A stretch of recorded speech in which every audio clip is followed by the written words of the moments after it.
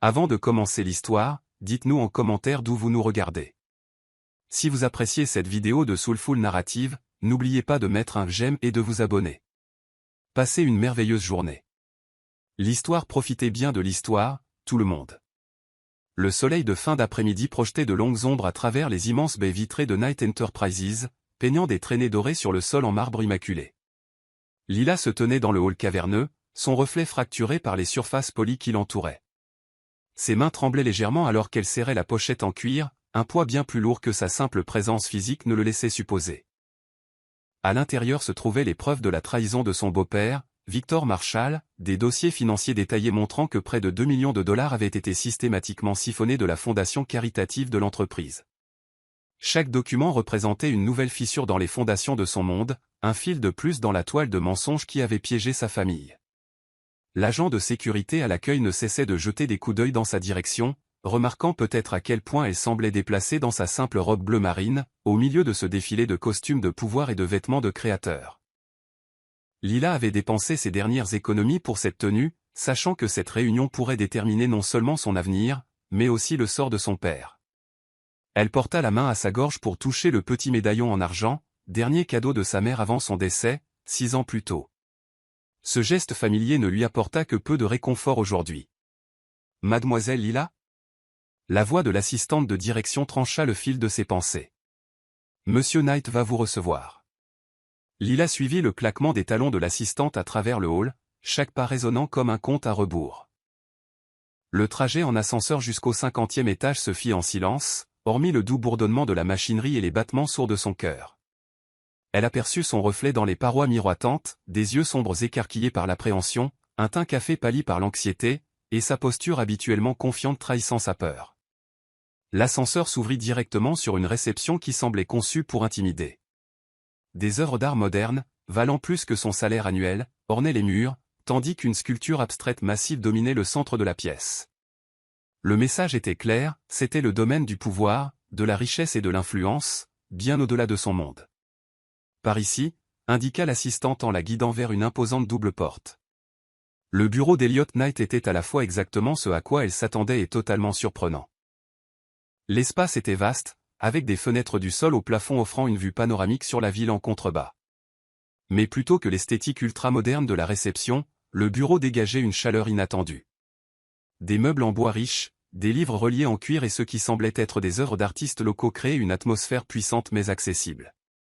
L'homme lui-même se tenait dos à la porte, contemplant la ville qu'il avait contribué à façonner.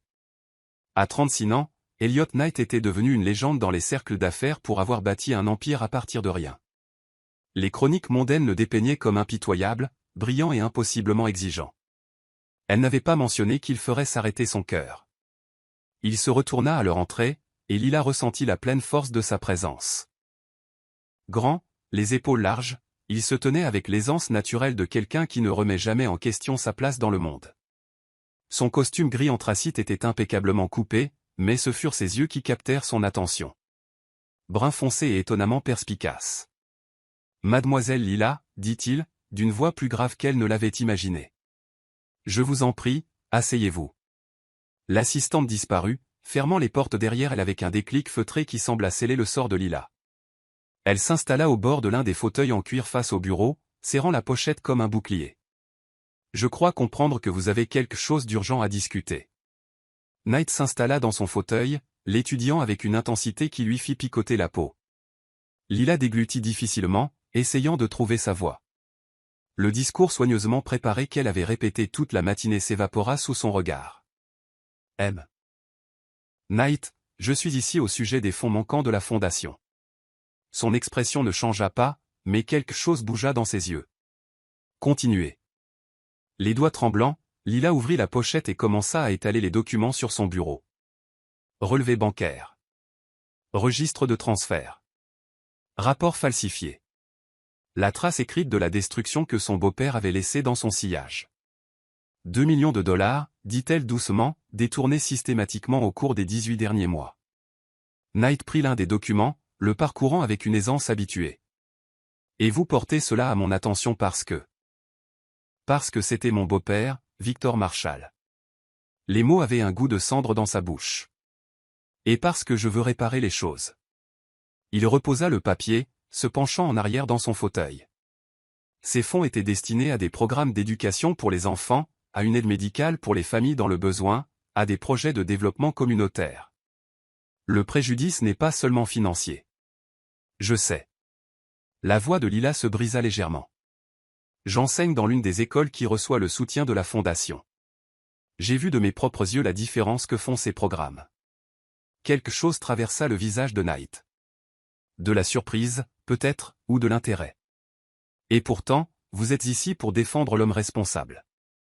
Non. Lila redressa l'échine, puisant dans des réserves de force qu'elle ne soupçonnait pas. Je suis ici pour offrir une solution. Mon beau-père a des actifs, des propriétés. J'ai la documentation pour tout.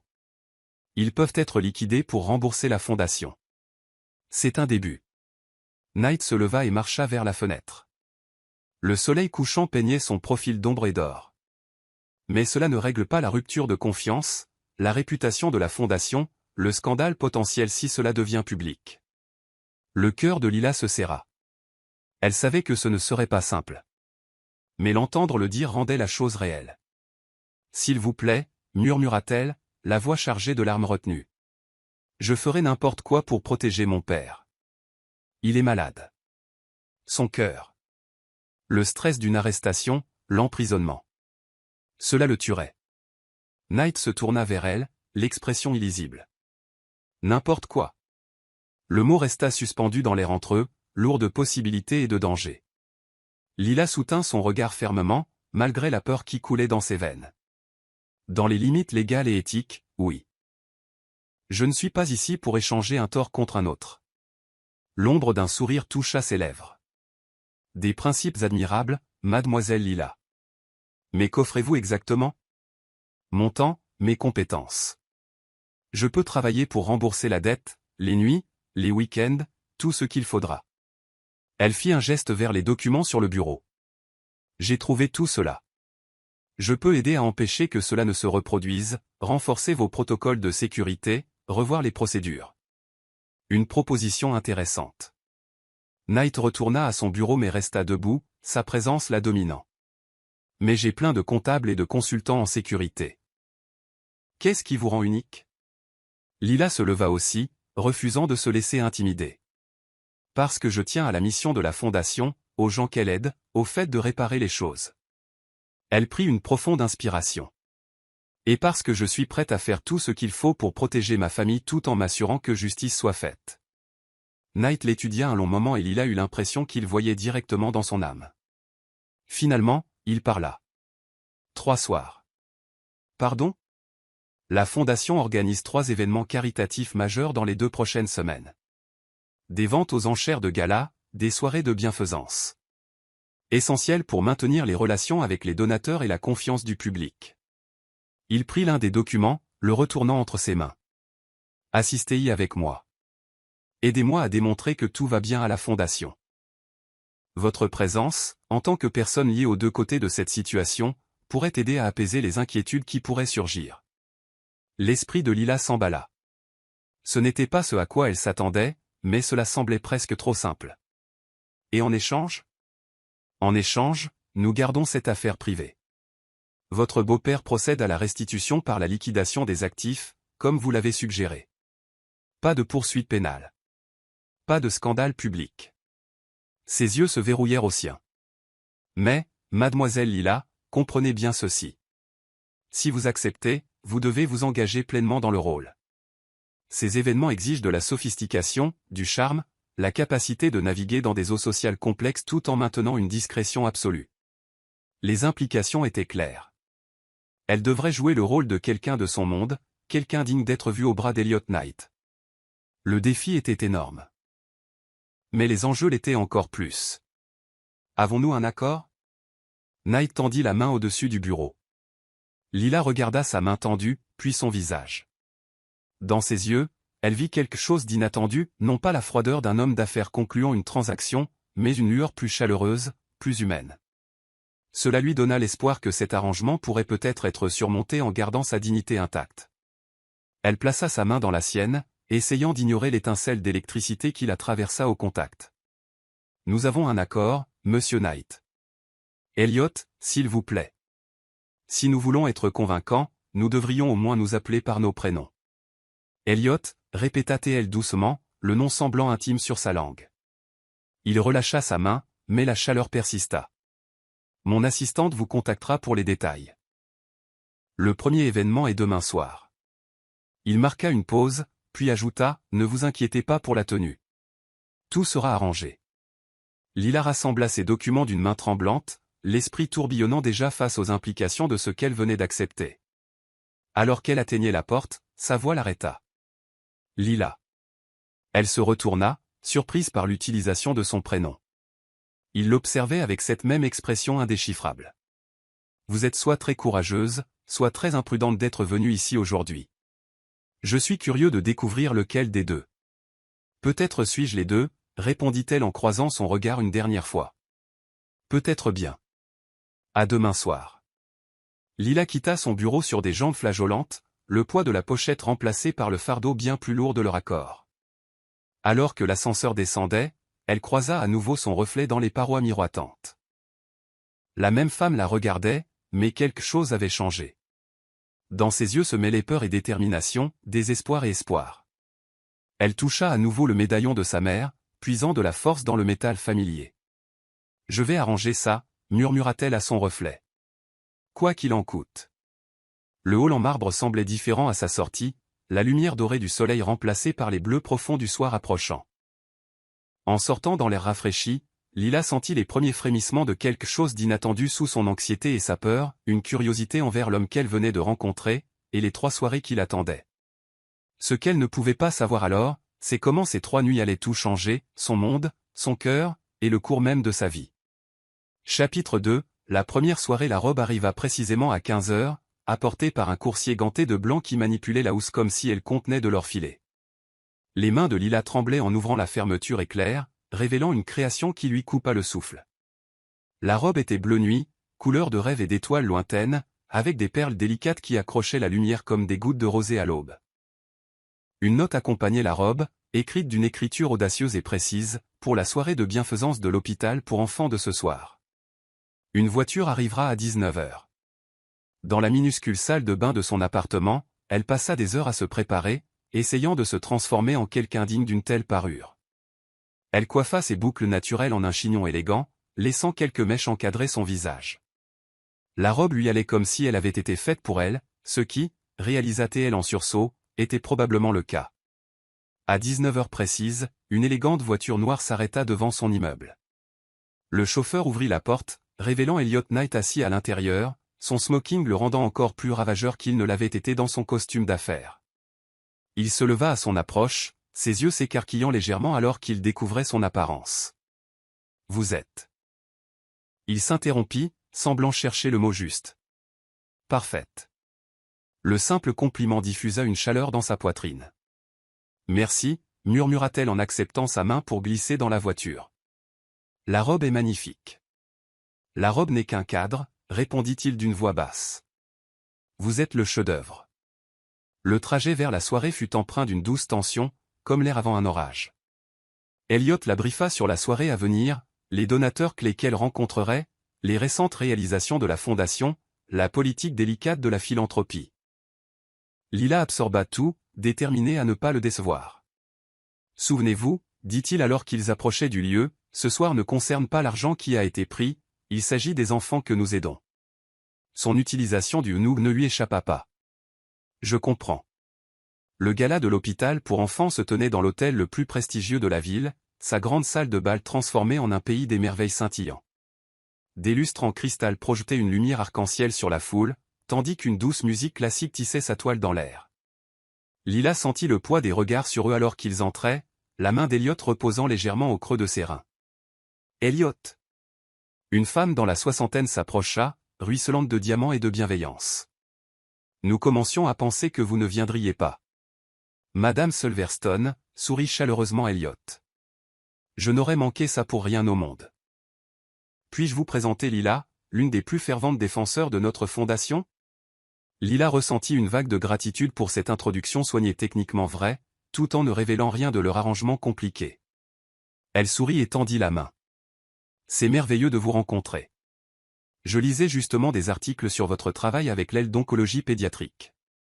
Les yeux de Madame Silverstone s'illuminèrent, et bientôt elles furent plongées dans une conversation sur les dernières initiatives de l'hôpital. Lila parlait avec son cœur des enfants à qui elle enseignait et qui avaient bénéficié des programmes d'assistance médicale de la Fondation. Elle n'avait pas besoin de feindre sa passion ou ses connaissances, c'était son monde, même si la salle de bal étincelante ne l'était pas. Alors qu'il se déplaçait dans la foule, Lila sentait fréquemment le regard d'Elliot sur elle. Chaque fois qu'elle naviguait avec succès dans une conversation ou charmait un autre donateur, elle captait un éclair dans ses yeux. De l'approbation, peut-être, ou de la surprise. Pendant le dîner, ils furent assis avec le chef de pédiatrie de l'hôpital et plusieurs grands donateurs. La conversation coulait facilement, touchant à tout, des dernières technologies médicales au programme artistique que Lila avait aidé à établir dans son école. « Vous n'avez jamais mentionné que vous étiez une artiste », murmura Elliot alors qu'on débarrassait les assiettes. « Il y a beaucoup de choses que nous ignorons l'un sur l'autre », répondit-elle doucement. Ses yeux retinrent les siens un instant de plus que nécessaire. « Je commence à m'en rendre compte. » Après le dîner vint la danse. Elliot la guida sur la piste alors que l'orchestre entamait une valse, sa main chaude contre la sienne, son autre main posée convenablement à sa taille. Ils bougeaient ensemble comme s'ils avaient dansé 1000 fois auparavant. « Vous êtes pleine de surprises, dit-il alors qu'il tournoyait devant d'autres couples. « Où avez-vous appris à danser comme ça ?»« Ma mère, répondit Lila, un sourire doux amer touchant ses lèvres.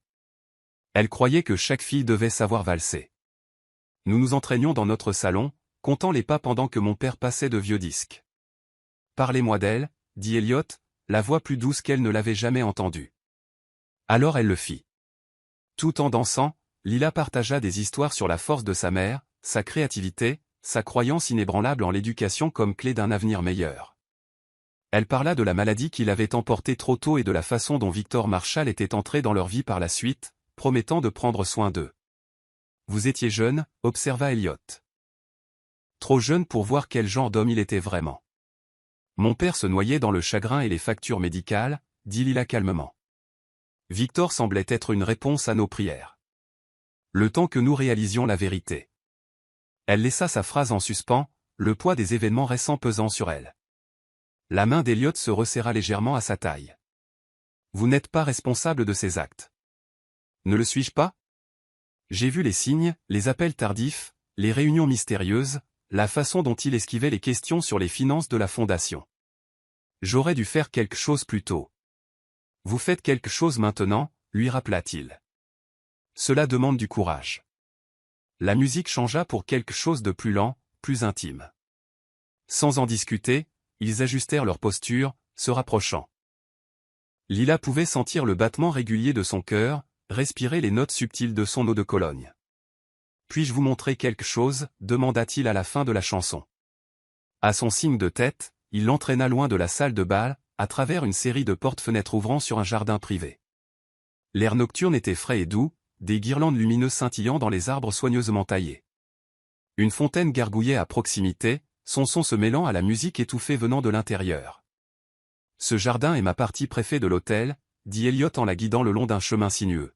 « Il me rappelle d'où je suis parti. » « Que voulez-vous dire ?» Il s'arrêta près d'un rosier, ses fleurs pâles sous le clair de lune. « Mon premier travail était aide-jardinier. Salaire minimum, longues heures au soleil. Mais j'ai appris quelque chose de précieux. Avec de la patience et des soins, de belles choses peuvent pousser dans les endroits les plus improbables. » Lila étudia son profil, voyant au-delà du puissant homme d'affaires le jeune homme qui s'était construit à partir de rien. « Est-ce pour cela que vous avez créé la fondation ? » En partie. Il se tourna pour lui faire face. « Je sais ce que c'est que d'avoir besoin d'aide, d'avoir du potentiel mais de manquer de ressources. La fondation n'est pas juste de la charité, c'est un investissement dans le potentiel humain. Ce qui rend ce que Victor a fait encore pire, » dit Lila doucement. « Regardez-moi. » Sa voix était ferme mais bienveillante.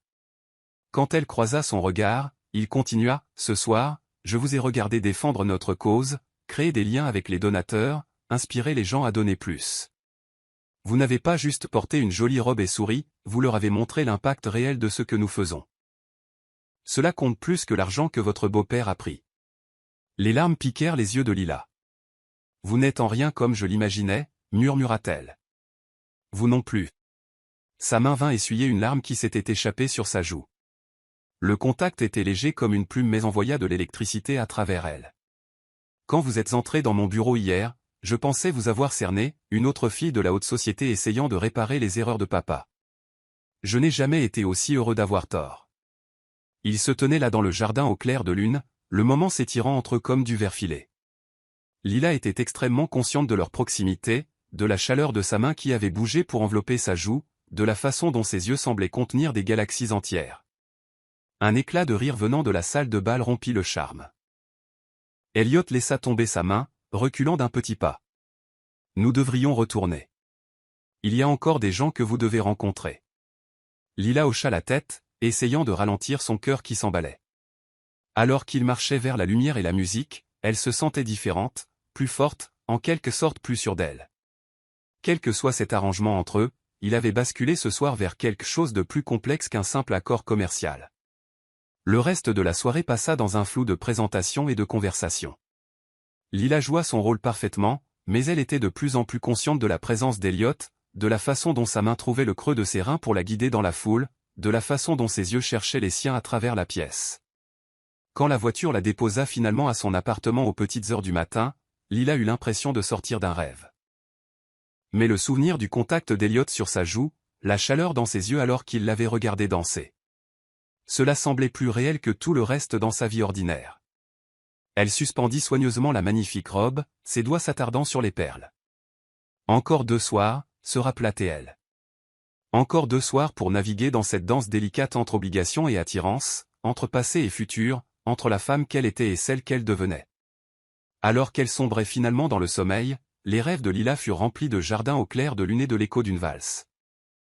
Dans ses rêves, elle dansait avec un homme dont les yeux contenaient des galaxies et dont le contact pouvait faire oublier à son cœur toutes les raisons pour lesquelles tomber amoureuse de lui serait dangereux. La première nuit était terminée, mais ses effets se répercuteraient sur tout ce qui allait suivre, les changeant tous les deux d'une manière qu'aucun d'eux n'aurait pu prédire. Chapitre 3, une compréhension inattendue. Le grand hall du Metropolitan Museum avait été transformé pour la vente aux enchères annuelles d'art de la Fondation. Peintures et sculptures bordaient les murs, chaque pièce soigneusement choisie pour représenter l'espoir, la guérison et la capacité de l'humanité à grandir. Lila se tenait devant une toile particulièrement frappante, se perdant dans les tourbillons de couleurs qui semblaient pulser de leur propre lumière intérieure. La robe de ce soir était en soie vert émeraude, chuchotant contre le sol en marbre à chacun de ses mouvements.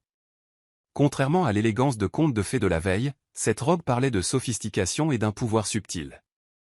Ses cheveux tombaient en vagues douces dans son dos, et le seul bijou qu'elle portait était le médaillon de sa mère. Elliot avait précisé que l'attention de la vente devait se porter sur l'art, pas sur les participants.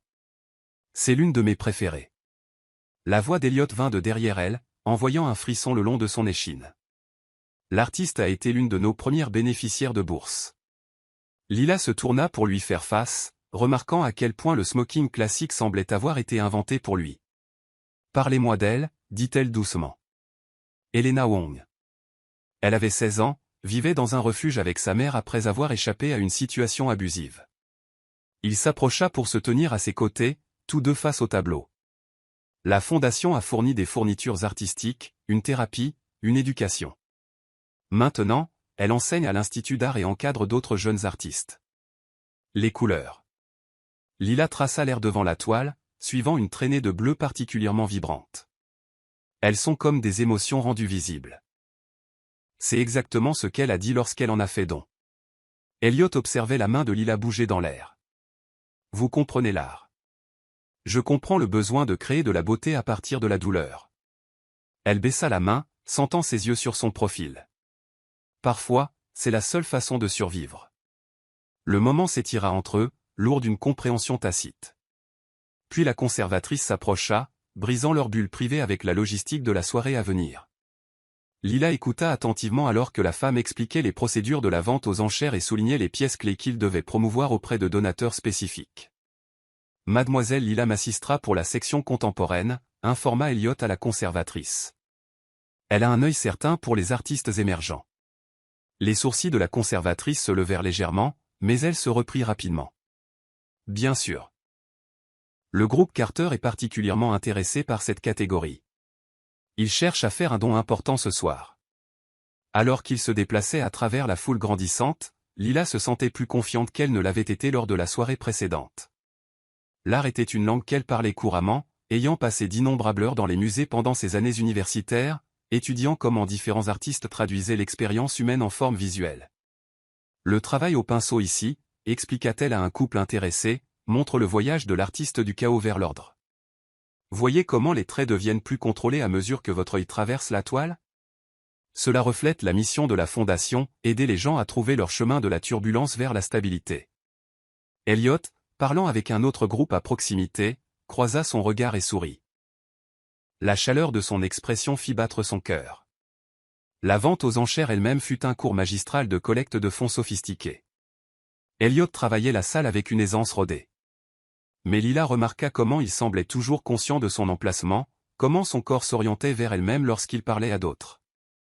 Lorsqu'elle réussit à convaincre le groupe Carter d'enchérir sur 3 œuvres d'artistes émergents, sa main trouva le creux de ses reins, le contact diffusant une chaleur dans tout son corps. Lors d'une brève accalmie, ils se retrouvèrent dans un coin tranquille de la galerie. « Vous êtes remarquable, » dit doucement Elliot. « Tout le monde est enchanté par vous. »« Je suis juste honnête à propos de l'art, » objecta Lila. « Ces pièces parlent d'elles-mêmes. »« C'est plus que ça. » Il se tourna complètement vers elle. « Vous voyez l'histoire derrière chaque pièce, l'humanité dans les coups de pinceau. Il est rare de trouver quelqu'un qui regarde au-delà de la surface. » Leurs yeux se rencontrèrent, et Lila sentit l'air entre eux se charger de possibilités. « Parfois, » dit-elle prudemment, « les belles choses cachent des vérités douloureuses. »« Comme vous ?» La question était douce mais directe. Le souffle de Lila se bloqua. « Je ne cache rien. Vous savez pourquoi je suis ici. »« Vraiment ?» Il s'approcha, sa voix baissant d'un ton. « Parce que la femme avec qui j'ai passé ces soirées semble très différente de la fille désespérée qui est entrée dans mon bureau. »« Peut-être que je suis les deux, » murmura-t-elle, faisant écho à ces mots de leur première rencontre. « Peut-être que nous avons tous différentes facettes, différentes histoires. »« Racontez-m'en une des vôtres, » suggéra-t-il, la guidant vers une alcôve isolée où un petit jardin de sculptures créait un espace intime. Quelque chose de vrai. Lila toucha le médaillon de sa mère, puisant de la force dans sa présence familière. Quand j'étais plus jeune, avant que ma mère ne tombe malade, nous avions l'habitude de visiter cette petite galerie dans notre quartier. Le propriétaire me laissait m'asseoir pendant des heures, dessinant les tableaux.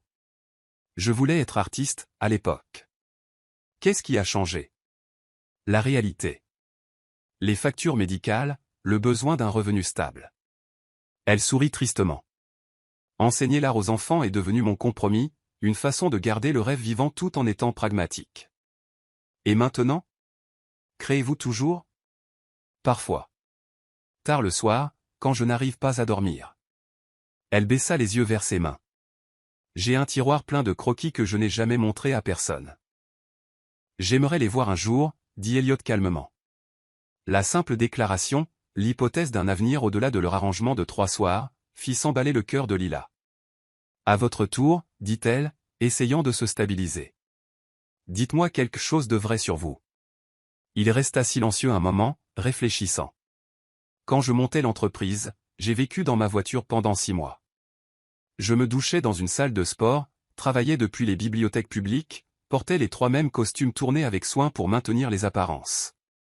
Chaque matin, je me garais devant ce musée et je regardais les gens entrer et sortir, me promettant qu'un jour je pourrais franchir ces portes sans compter le prix de l'entrée. Lila étudia son visage, voyant au-delà de l'extérieur poli la faim et la détermination qui avaient dû le guider. C'est pour cela que vous avez lancé la fondation. En partie. Il sourit légèrement. Je me souviens de ce que c'est d'avoir du potentiel mais de manquer de ressources. De savoir que l'on pourrait accomplir quelque chose si l'on avait juste une chance. Son expression s'assombrit. C'est pourquoi les actions de votre beau-père m'ont frappé si fort. Cet argent n'était pas juste des chiffres sur une page, c'était des opportunités volées à des gens qui en avaient besoin. La honte envahit Lila. Je suis tellement désolée, murmura-t-elle. Non. Sa main saisit doucement son menton, la forçant à croiser son regard. Nous avons déjà parlé de ça. Vous n'êtes pas responsable de ces choix. Mais je suis responsable de réparer les choses, insista-t-elle. Est-ce tout ce que cela représente pour vous? Réparer les choses? La question resta suspendue dans l'air entre eux, lourde de sous-entendus. Le cœur de Lila battait la chamade alors qu'elle réalisait à quel point ils étaient proches, comment sa main avait bougé de son menton pour envelopper sa joue, comment ses yeux semblaient l'attirer comme la gravité. Commença-t-elle. Mais elle fut interrompue par la conservatrice appelant l'attention d'Elliot. Un donateur majeur avait besoin de son avis sur une guerre d'enchères qui avait éclaté sur l'une des pièces maîtresses. Le moment vola en éclats comme du verre filé. Elliot laissa tomber sa main, bien que ses yeux s'attardassent sur son visage. Nous devrions y retourner. Le reste de la soirée passa dans un flou de conscience accru. Chaque contact accidentel, chaque regard partagé, chaque moment où leurs chemins se croisaient semblait chargé d'une nouvelle signification. Lila se surprenait à le regarder quand il ne la voyait pas, la façon dont il commandait l'attention sans la chercher, comment son sourire s'adoucissait lorsqu'il parlait du travail de la fondation, l'intérêt sincère qu'il montrait pour chaque personne avec qui il parlait. Alors qu'il travaillait la salle, elle commença à remarquer de petites choses qu'elle n'avait pas vues auparavant, comment il se positionnait toujours entre elle et les grands groupes, créant une zone tampon quand elle semblait dépassée, comment il guidait subtilement les conversations loin des sujets qui la mettaient mal à l'aise. Comment sa main trouvait son coude ou le bas de son dos, non pas de manière possessive, mais en soutien. La vente aux enchères fut un immense succès, levant plus du double du total de l'année précédente. Alors que la soirée touchait à sa fin, Lila se retrouva de nouveau devant la peinture d'Elena Wong, laissant ses couleurs tourbillonnantes calmer ses pensées galopantes. « Toujours votre préféré ?» demanda Elliot, apparaissant à ses côtés. « Elle me rappelle quelque chose que ma mère avait l'habitude de dire » répondit Lila. Que l'art ne consiste pas à faire de jolies images, mais à faire en sorte que les gens se sentent moins seuls. Votre mère semblait être une femme sage. Elle l'était. Lila toucha son médaillon. Elle vous aurait apprécié, je pense. La simple déclaration sembla le toucher profondément. Ils restèrent dans un silence complice un moment avant qu'il ne parle à nouveau. La voiture attend. Puis-je vous raccompagner? Le trajet fut silencieux, rempli de mots non dits et de regards persistants. Lorsqu'ils s'arrêtèrent devant son immeuble, Elliot sortit pour lui ouvrir la porte, l'aidant à sortir de la voiture avec une grâce de gentleman. « Merci, dit-elle doucement. De m'avoir fait confiance pour ce soir. Merci d'avoir prouvé que ma confiance était bien placée. » Il marqua une pause, puis ajouta « Encore un soir. » Le rappel de leur arrangement envoya une douleur dans sa poitrine. « Encore un soir, fit-elle en écho. Il tendit la main, replaçant une mèche de cheveux derrière son oreille, ses doigts s'attardant juste un instant contre sa peau. « Dormez bien, Lila. » Elle regarda la voiture disparaître dans la nuit, sa peau picotant encore là où il l'avait touchée. À l'intérieur de son appartement, elle suspendit soigneusement la robe émeraude, essayant de ne pas penser à quel point son placard semblerait vide quand ces morceaux d'emprunt de glamour seraient partis. En se préparant pour se coucher, Lila croisa son reflet dans le miroir et se reconnut à peine. Ce n'était pas le maquillage sophistiqué ou la coiffure élégante. C'était le regard dans ses yeux, la façon dont elle se tenait, comme si quelque chose de fondamental avait changé en elle. Elle sortit son carnet de croquis pour la première fois depuis des mois, laissant son crayon tracer les lignes de sa mémoire, la courbe de son sourire, la force de ses mains, la chaleur dans ses yeux quand il la regardait. Le dessin prit forme sous ses doigts, devenant plus qu'un simple portrait. C'était une confession en graphite et en ombre, une vérité qu'elle n'était pas prête à dire à voix haute. Encore un soir, pensa-t-elle en sombrant finalement dans le sommeil. Encore un soir pour prétendre que cela pourrait être réel, qu'elle pourrait appartenir à son monde d'art, d'élégance et de possibilités. Mais alors qu'elle rêvait, son esprit rejouait le moment dans le jardin de sculpture, la sensation de sa main sur sa joue, la question dans ses yeux à laquelle elle n'avait pas eu la chance de répondre. Et dans ses rêves, elle était assez courageuse pour lui dire la vérité, que c'était devenu bien plus qu'une simple question de réparer les choses. Chapitre 4, une connexion grandissante. La salle symphonique brillait comme un joyau dans la lumière du soir, son architecture classique témoignant d'une beauté intemporelle. À l'intérieur, l'atmosphère crépitait d'anticipation, non seulement pour la performance de la nuit, mais pour ce qu'elle représentait. C'était la dernière soirée de l'arrangement entre Lila et Elliot, et tous deux sentaient le poids de la fin planer au-dessus d'eux comme une ombre. La robe de ce soir était différente des autres, une création bordeaux profond qui semblait capturer et retenir la lumière, donnant à Lila l'apparence de briller de l'intérieur. Ses cheveux étaient coiffés en un chignon élégant, exposant la ligne gracieuse de son cou. Lorsqu'elle s'était vue dans le miroir, elle avait à peine reconnu la femme sophistiquée qui la regardait. Le trajet en voiture jusqu'à l'opéra avait été plus silencieux que d'habitude, rempli de non-dits et de regards dérobés. Elliot était particulièrement beau dans son smoking, mais il y avait une tension dans sa mâchoire qui n'était pas là auparavant. Plusieurs fois, il sembla sur le point de parler, pour finalement se taire à nouveau. Maintenant, alors qu'il traversait le grand foyer, Lila était extrêmement consciente de sa main au bas de son dos, de la façon dont il semblait naturel de marcher à ses côtés, de combien Dieu suivait leur progression. En seulement 3 soirs, ils étaient devenus un couple reconnu dans ce monde scintillant de philanthropie et de pouvoir. Le programme de ce soir est particulièrement spécial, murmura Elliot alors qu'il saluait divers membres du conseil d'administration de la fondation. La symphonie numéro 6 de Tchaïkovski, la pathétique. C'était sa symphonie finale, écrite du plus profond de son âme. Je la connais, répondit Lila doucement. Ma mère passait des enregistrements pendant qu'elle peignait. Elle disait que c'était comme écouter un chagrin d'amour de la plus belle manière possible. Sa main se resserra légèrement à sa taille. Vous continuez de me surprendre.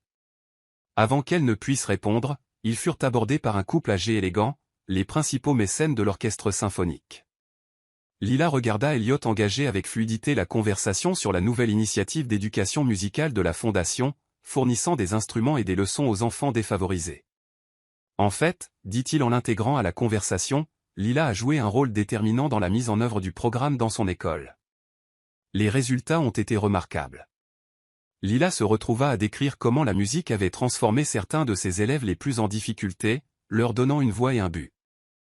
Pendant qu'elle parlait, elle sentait les yeux d'Elliot sur elle, voyait la chaleur dans son expression lorsqu'elle jetait un coup d'œil dans sa direction. Les lumières clignotèrent, signalant qu'il était temps de prendre place. L'horloge était parfaitement positionnée, offrant une vue intime sur l'orchestre tout en maintenant un sentiment d'intimité. Alors qu'ils s'installaient, Lila devint consciente de leur proximité, de la façon dont leurs bras se frôlaient chaque fois que l'un d'eux bougeait. Les premières notes de la symphonie remplirent la salle, riches et profondes, pleines de nostalgie. Lila ferma les yeux, laissant la musique la submerger. Lorsqu'elle les rouvrit, elle trouva Elliot la regardant elle au lieu de l'orchestre, une intensité dans son regard qui lui coupa le souffle. Lentement, délibérément, il chercha sa main là où elle reposait sur la coudoir entre eux, ses doigts s'entrelaçant avec les siens. Le contact envoya de l'électricité dans ses veines. Ils restèrent ainsi pendant tout le premier mouvement, connectés par ce simple point de contact, aucun ne voulant rompre le charme. Pendant l'entracte, ils restèrent dans leur loge, parlant à voix basse de tout et de rien. Leurs compositeurs préférés, des souvenirs d'enfance, des rêves qu'ils avaient gardés près de leur cœur. C'était la conversation la plus personnelle qu'ils aient eue jusqu'à présent. Elle semblait aussi naturelle que de respirer. Mon père disait que la musique était la façon dont Dieu nous rappelait que nous ne sommes pas seuls, dit Lila, s'appuyant contre la rambarde du balcon. Que peu importe ce que nous ressentons, quelqu'un d'autre l'a ressenti aussi, assez fort pour le transformer en chanson. Un homme sage, répondit Elliot, se tenant assez près pour qu'elle puisse sentir la chaleur émanant de son corps. Est-ce pour cela que vous vous êtes battu si fort pour garder le programme artistique dans votre école? En partie. Elle se tourna pour lui faire face. L'art. La musique. Ce ne sont pas des luxes. Ce sont des bouées de sauvetage. Parfois, c'est la seule façon d'exprimer ce qui est trop grand pour les mots. Comme ce que vous ressentez en ce moment? Sa voix était douce, ses yeux cherchant les siens. Le cœur de Lila tonna dans sa poitrine. BZZZT. Son téléphone vibra dans sa pochette, l'intrusion brutale de la réalité brisant le moment. Elle jeta un coup d'œil à l'écran et sentit son sang se glacer. 3 appels manqués de Victor. Elliot remarqua immédiatement son changement d'expression. Qu'est-ce qu'il y a? Mon beau-père, murmura-t-elle, sa main tremblant légèrement en rangeant le téléphone. Il n'arrête pas d'appeler. Vous a-t-il mis la pression au sujet de notre arrangement? Non, je ne lui ai pas donné les détails, mais il continue de poser des questions, voulant savoir si tout est réglé. Elle enroula ses bras autour d'elle-même, soudainement glacée malgré la chaleur de la soirée. Elliot s'approcha, sa présence solide et rassurante. Vous n'avez plus à gérer cela toute seule. N'est-ce pas le cas? Elle leva les yeux vers lui, la vulnérabilité claire dans son regard. Après ce soir, notre arrangement est terminé. Vous avez été plus que généreux, me donnant cette chance de réparer les choses, mais ne faisons pas semblant que c'est plus que ce que c'est. Et qu'est-ce que c'est, exactement, selon vous? Il saisit doucement son menton, la forçant à maintenir le contact visuel.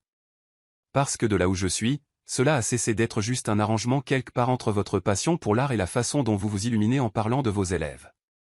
Le deuxième mouvement commença en contrebas, la musique enflant d'espoir et de désir. Lila sentit les larmes piquer ses yeux. « S'il vous plaît, ne faites pas ça », murmura-t-elle. « Ne rendez pas les choses plus difficiles qu'elles ne doivent l'être. Restez pour une soirée de plus, dit-il soudainement. Pas pour un marché ou un arrangement. Juste parce que vous le voulez. » L'invitation resta suspendue dans l'air entre eux, pleine de possibilités et de dangers. Avant que Lila ne puisse répondre, ils furent interrompus par le retour d'autres mécènes dans les loges voisines. Le moment se brisa, les laissant tous deux douloureux de mots non dits. Le reste de la performance passa dans un brouillard d'émotions, la musique semblant exprimer tout ce qu'ils ne pouvaient pas dire. Pendant le célèbre Adagio lamentoso, Lila sentit des larmes couler sur ses joues.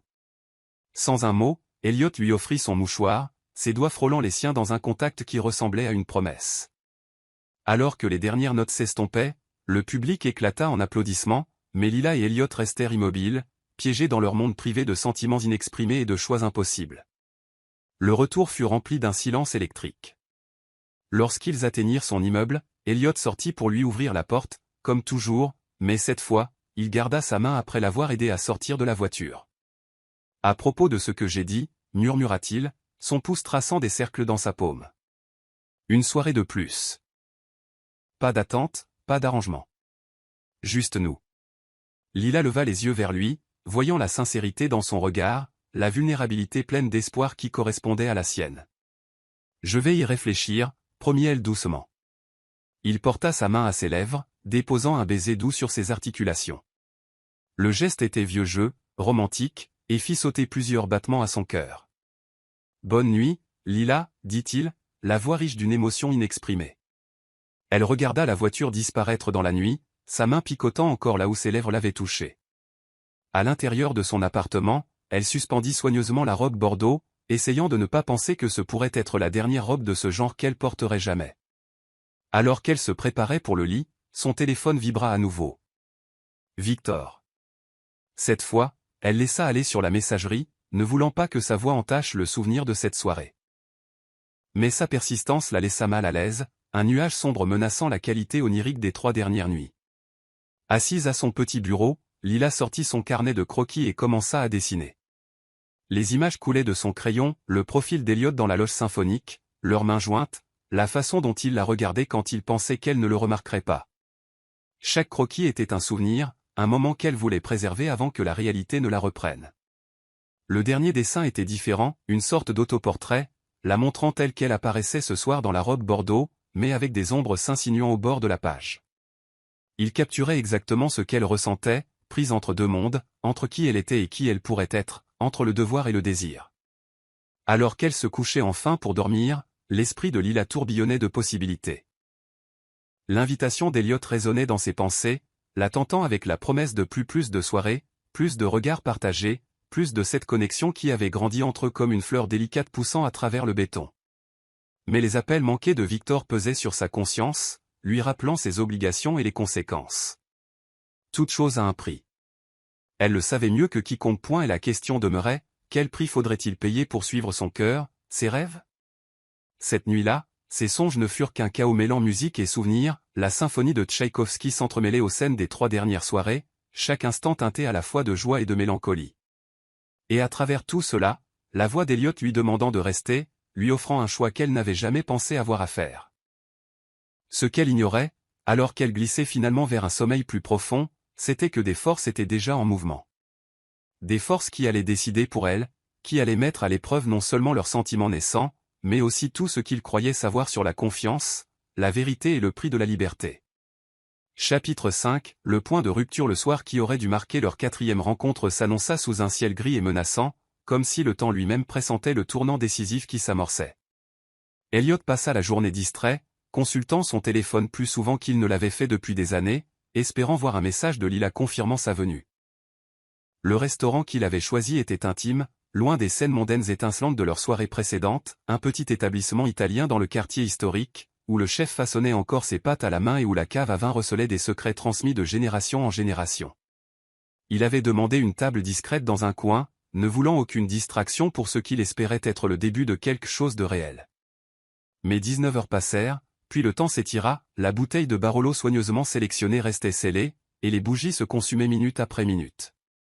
Elliot ressentit une chose qu'il n'avait pas éprouvée depuis des lustres, une véritable anxiété. Ses doigts tambourinaient sur la nappe d'un blanc immaculé alors qu'il vérifiait son téléphone pour la 100e fois. Aucun message, aucun appel, rien. À 20 heures, toujours rien. L'inquiétude avait pris le pas sur la déception. Cela ne ressemblait pas à Lila. Même si elle avait décidé de ne pas poursuivre ce qui naissait entre eux, elle l'aurait prévenu. Elle était trop prévenante, trop honnête pour disparaître simplement. Le trajet jusqu'à son appartement fut tendu, son calme habituel remplacé par un sentiment croissant de malaise. Le portier le reconnut immédiatement, mais son expression ne fit qu'aggraver l'inquiétude d'Elliot. « Mademoiselle Lila est partie tôt ce matin, monsieur, dit-il en se dandinant, mal à l'aise. Il y a eu un incident. Son beau-père est passé. » Le sang d'Elliot se glaça. Quel genre d'incident? Il y a eu des cris. J'étais sur le point d'appeler la police, mais elle est partie avec lui. Elle a dit que tout allait bien, mais... Le portier hésita. Elle n'avait pas l'air d'aller bien, monsieur. La montée en ascenseur jusqu'à son étage sembla interminable. L'esprit d'Elliot envisageait toutes les possibilités, chaque scénario pire que le précédent. Arrivé devant sa porte, il frappa fermement, appelant son nom. Le silence lui répondit. Il s'apprêtait à faire demi-tour lorsqu'il entendit du mouvement à l'intérieur. La porte s'ouvrit pour révéler Victor Marshall, son costume coûteux froissé, les yeux vitreux, trahissant l'abus d'alcool ou de quelque chose de pire. « Tiens, traîna Victor en s'appuyant contre le chambranle. Si ce n'est pas le chevalier blanc en personne. Où est-elle? La voix d'Elliot était d'un calme mortel. Pas ici. Le sourire de Victor était tranchant et méchant. Mais ne vous inquiétez pas. Elle est en sécurité. Pour l'instant. Que voulez-vous? Victor se redressa, abandonnant son amabilité artificielle. Ce que j'ai toujours voulu. De l'argent. Vous avez été généreux avec ma belle-fille, Knight, très généreux. Ses jolies robes, ses soirées glamour. Elle m'a tout raconté. Elle ne ferait jamais ça. Non. Victor sortit un téléphone. Celui de Lila, réalisa Elliot avec un sentiment de naufrage. Elle n'a pas eu besoin de le faire. Je vous observais. 3 nuits à jouer Cendrillon dans vos soirées chic. Mais maintenant, l'horloge a sonné minuit, et il est temps de parler affaires. Les mains d'Elliot se serrèrent le long de son corps. L'accord de la fondation était avec Lila, pas avec vous. À propos de cet accord. Le sourire de Victor devint prédateur. Je propose une renégociation. Votre petit arrangement avec Lila, considérez-le comme terminé. Si vous voulez la revoir, nous devrons discuter de nouvelles conditions. Vous me faites chanter. Chantage est un mot si laid. Victor examina ses ongles manucurés. Je préfère voir cela comme une opportunité commerciale. Après tout, que penserait votre conseil d'administration s'il savait que vous divertissiez une jeune femme en échange de l'étouffement de malversations financières? Le scandale serait dévastateur. Où est-elle? Répéta Elliot, la voix tendue par une rage contenue. En sécurité, comme je l'ai dit, et elle le restera tant que nous parviendrons à un accord. Victor sortit une enveloppe de sa veste. Mes conditions sont simples. 5 millions de dollars, virés sur un compte offshore. Une fois le. Elliot prit l'enveloppe, mais ne l'ouvrit pas. Comment savoir si elle est vraiment en sécurité? Victor sortit à nouveau le téléphone de Lila, fit défiler l'écran un instant, puis le lui tendit. La photo montrait Lila dans ce qui semblait être une petite pièce, le visage barbouillé de larmes mais l'air défiant. L'horodatage indiquait que la photo avait été prise quelques heures plus tôt. Vous ne vous en tirerez pas comme ça, dit Elliot doucement. C'est déjà fait. L'assurance de Victor était absolue. Vous avez 24 heures pour effectuer le virement. Je vous enverrai les détails par SMS depuis ce téléphone. Et, Knight. Ses yeux se durcirent, n'essayez rien de malin. La sécurité de Lila dépend entièrement de votre coopération. La porte se referma au nez d'Elliot, le laissant seul dans le couloir avec l'enveloppe et une tempête d'émotions qu'il n'avait pas ressentie depuis des années. Rage, peur, culpabilité, mais sous tout cela, une détermination froide et calculatrice. De retour dans sa voiture, il ouvrit l'enveloppe. À l'intérieur se trouvaient des coordonnées bancaires et une note dactylographiée réitérant les menaces. Mais il y avait autre chose, un petit morceau de papier qui tomba sur ses genoux. Il reconnut immédiatement l'écriture de Lila. Ne lui fais pas confiance. Box de stockage d'Ocianto Quaranta Issiette. Sois prudent. La note était tachée, comme écrite à la hâte, mais c'était indubitablement la sienne. Elliot démarra la voiture, son esprit élaborant déjà des plans. Victor pensait peut-être avoir toutes les cartes en main, mais il avait sous-estimé deux choses très importantes, les ressources d'Elliot et l'intelligence de Lila. Les heures suivantes furent un flou d'activité. Des appels furent passés, des images de surveillance examinées, et les pièces d'un puzzle commencèrent à s'assembler. Le désespoir de Victor ne concernait pas seulement l'argent, c'était une question de survie. Ses dettes de jeu allaient bien plus loin que le vol de la fondation, et les gens à qui il devait de l'argent n'étaient pas connus pour leur patience. À minuit, Elliot avait une image plus claire de ce à quoi ils avaient affaire. L'entrepôt de stockage fut facile à trouver, un de ces endroits anonymes en périphérie de la ville. L'unité 247 était enregistrée au nom d'une société écran qu'il ne fallut que quelques minutes pour relier à Victor. Mais le timing était crucial. Si Victor soupçonnait que son plan s'effondrait, Lila pourrait être encore plus en danger. Chaque mouvement devait être calculé, chaque éventualité prévue. Dans son bureau, entouré des preuves de sa réussite, Elliot sentit une vérité plus profonde s'installer en lui. Les 3 nuits passées n'avaient pas été un arrangement ou une transaction commerciale. Elles avaient été un éveil. Elles lui avaient montré ce qui manquait dans son monde soigneusement construit. Il prit son téléphone privé et passa un dernier appel. « C'est l'heure », dit-il simplement. Mettez tout en mouvement. Alors que l'aube approchait, des nuages d'orage s'amoncelèrent au-dessus de la ville. Dans une petite pièce quelque part, Lila attendait, s'accrochant à l'espoir et au fait qu'elle avait réussi à laisser un indice. Et dans son bureau, Elliot Knight se préparait au combat non pas avec les armes du monde des affaires, mais avec quelque chose de bien plus puissant, la détermination d'un homme qui avait enfin trouvé quelque chose valant la peine de se battre. Les 24 prochaines heures allaient tout changer. Des vies seraient transformées, des vérités révélées. Et le prix de la liberté serait enfin payé, non pas en argent, mais en courage, en confiance. Et avec ce genre d'amour qui brise toutes les chaînes. Le tonnerre gronda au loin alors qu'Elliot vérifiait sa montre une dernière fois. Le compte à rebours avait commencé. Et avec lui, le véritable test de ce qui avait grandi entre lui et Lila durant ces 3 nuits magiques. Ce n'était plus une question de soirées arrangées ou d'obligations sociales. Il s'agissait de protéger quelqu'un qui était devenu plus précieux pour lui que n'importe quel contrat ou statut social.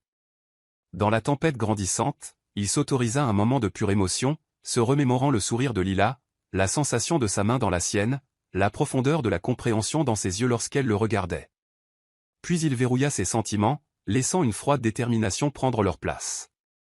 Victor Marshall n'avait aucune idée de ce qu'il avait réveillé, pas seulement un riche homme d'affaires, mais un homme prêt à tout pour protéger ce qu'il aimait. Les règles du jeu allaient changer, et Elliot Knight jouait pour gagner. Chapitre 6, la recherche. L'orage qui avait menacé toute la nuit éclata enfin sur la ville, la pluie fouettant les fenêtres de l'étage exécutif de Knight Enterprises. Elliot se tenait devant les baies vitrées, son reflet fantomatique se découpant sur l'obscurité précédant l'aube. Derrière lui, son bureau avait été transformé en centre de commandement. De multiples écrans affichaient des images de surveillance, des dossiers financiers et la toile complexe des relations de Victor Marshall.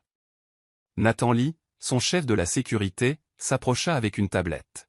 « Monsieur, nous avons quelque chose des caméras de l'entrepôt de stockage. » Les images étaient granuleuses mais suffisamment claires pour montrer la voiture de Victor arrivant tôt ce matin-là, Lila sur le siège passager. Elle semblait consciente mais en détresse. Plus révélateur encore fut le second véhicule qui arriva quelques minutes plus tard, un SUV noir aux vitres teintées, sans plaque d'immatriculation. « Lancez la reconnaissance faciale sur le conducteur », ordonna Elliot en étudiant la silhouette floue qui émergea brièvement du SUV, et sortez-moi tout sur les contacts de jeu de Victor des 6 derniers mois. Son enquêtrice privée, Sofia Alvarez, extrayait déjà des dossiers. Ces dettes sont plus profondes que nous le pensions, rapporta TL, ses doigts volant sur le clavier. Il doit de l'argent à la famille Romanov. La mâchoire d'Elliot se contracta. Les Romanov étaient notoires dans la pègre de la ville des usuriers qui étaient passés à des formes plus sophistiquées de criminalité financière. S'ils étaient impliqués, la situation était encore plus dangereuse qu'ils ne le craignaient. Il y a plus, poursuivit Sofia. Victor déplace de l'argent à travers une série de sociétés écrans, pas seulement les fonds de la fondation. On parle de dizaines de millions. Il dirige un système de détournement sophistiqué à travers plusieurs organisations. La fondation n'était que la partie émergée de l'iceberg, murmura Elliot. Lila n'en avait aucune idée. Monsieur, son assistant apparut avec un téléphone jetable. C'est l'heure de l'appel prévu. Elliot prit le téléphone, son expression se durcissant. L'appel se connecta après une sonnerie. Pile à l'heure, la voix de Victor était suffisante. Avez-vous eu l'occasion de réfléchir à mon offre? Je transfère l'argent maintenant, répondit froidement Elliot, mais je veux une preuve que Lila va bien. Si soucieux du bien-être de ma belle-fille, gloussa Victor. Ne vous inquiétez pas, elle va bien. Un peu contrarié d'avoir manqué votre soirée romantique, mais elle s'en remettra. En arrière-plan, Elliot pouvait entendre un léger mouvement, ce qui aurait pu être une voix étouffée. Laissez-moi lui parler. Chaque chose en son temps. D'abord, l'argent. C'est en cours de traitement. Les virements internationaux prennent du temps, même pour moi. Elliot fit un signe de tête à Sofia, qui traçait l'appel. Mais Victor, comprenez bien une chose. S'il lui arrive quoi que ce soit, il n'y aura aucun endroit au monde où vous pourrez vous cacher. Les menaces ne vous vont pas, Knight. La voix de Victor se durcit. Souvenez-vous de qui tient les cartes ici. Un mot de ma part, et votre précieuse réputation est ruinée. Le noble philanthrope pris dans un scandale sordide avec la fille d'une employée. La presse s'en donnerait à cœur joie. Vous pensez vraiment que je me soucie du scandale en ce moment? Non, admis Victor, mais vous vous souciez d'elle, et pour l'instant, sa sécurité dépend entièrement de votre coopération. Je rappellerai dans 2 heures. Ayez l'argent prêt. La ligne fut coupée. Sofia leva les yeux de son ordinateur. On l'a. Le signal vient de la zone industrielle, près des anciens chantiers navals. C'est à 15 km de l'entrepôt de stockage, nota Nathan. Il essaie de créer une fausse piste. Elliot se retourna vers les fenêtres, regardant les éclairs fendre le ciel. Parlez-moi du box de stockage. L'unité 247 est au 2e étage, Nathan afficha les plans de l'installation. Point d'accès limité. Bonne visibilité sur la zone environnante. Si Victor la détient là-bas, il a bien choisi. Non. Elliot secoua la tête. La note de Lila ne nous disait pas où elle est. Elle nous disait où trouver autre chose, quelque chose que Victor ignore. La compréhension se lut sur le visage de Sofia. Des preuves. Elle les rassemble depuis des mois, confirma Elliot. Elle se protégeait, elle montait un dossier. Le box est l'endroit où elle gardait tout ça. Nous pouvons avoir une équipe sur place dans 20 minutes, proposa Nathan. Non. Elliot attrapa son manteau. J'y vais moi-même. Victor surveille le bâtiment. S'il voit une équipe tactique, nous perdons notre avantage. Monsieur, ce n'est pas sûr. Gardez une équipe en attente, le coupa Elliot, mais restez hors de vue. Sofia, continuez à travailler sur ces dossiers financiers. Je veux connaître chaque compte, chaque transaction. Nathan, trouvez-moi les plans de toutes les propriétés détenues par la famille Romanov dans la zone industrielle. La tempête s'était intensifiée au moment où Elliot atteignit l'entrepôt, la pluie tambourinant sur le toit de sa voiture alors qu'il surveillait la zone, notant les positions des caméras de sécurité. L'installation était calme à cette heure, la plupart des lumières éteintes à l'exception de l'éclairage de sécurité essentiel. Utilisant le code qu'il avait obtenu de la base de données de l'installation, il entra par une porte latérale, prenant les escaliers plutôt que l'ascenseur. L'unité 247 se trouvait à mi-chemin d'un couloir faiblement éclairé, son cadenas identique à tous les autres. La combinaison provenait des relevés téléphoniques de Lila, les 4 derniers chiffres qu'elle avait composés avant que Victor ne l'emmène. À l'intérieur, le box était méticuleusement organisé, des boîtes alignées le long des murs, chacune étiquetée avec des dates et des catégories, mais ce fut l'ordinateur portable posé sur un petit bureau qui attira son attention. L'invite de mots de passe brillait dans l'obscurité. Elliot sourit légèrement, se souvenant de leur conversation dans le jardin du musée. Il tapa « La beauté dans la douleur ». L'écran s'anima, révélant dossier après dossier de preuves documentées. Relevés financiers, photographies, enregistrements audio. Lila avait été minutieuse. Mais ce fut un fichier vidéo, daté d'à accent grave peine 2 jours, qui lui coupa le souffle. Le visage de Lila remplit l'écran, son expression déterminée malgré la peur dans ses yeux. Si vous regardez ceci, c'est que quelque chose a mal tourné. Victor détourne des fonds depuis des années, pas seulement de la fondation. Les preuves sont toutes là, organisées par date et par entreprise. Mais ce n'est pas le pire. Elle jeta un coup d'œil par-dessus son épaule avant de continuer. Il travaille avec les Romanov, les aidant à blanchir de l'argent via des entreprises légitimes. J'ai des preuves, numéros de compte, enregistrements, tout. La vidéo se terminait avec Lila regardant directement la caméra, la voix douce mais forte.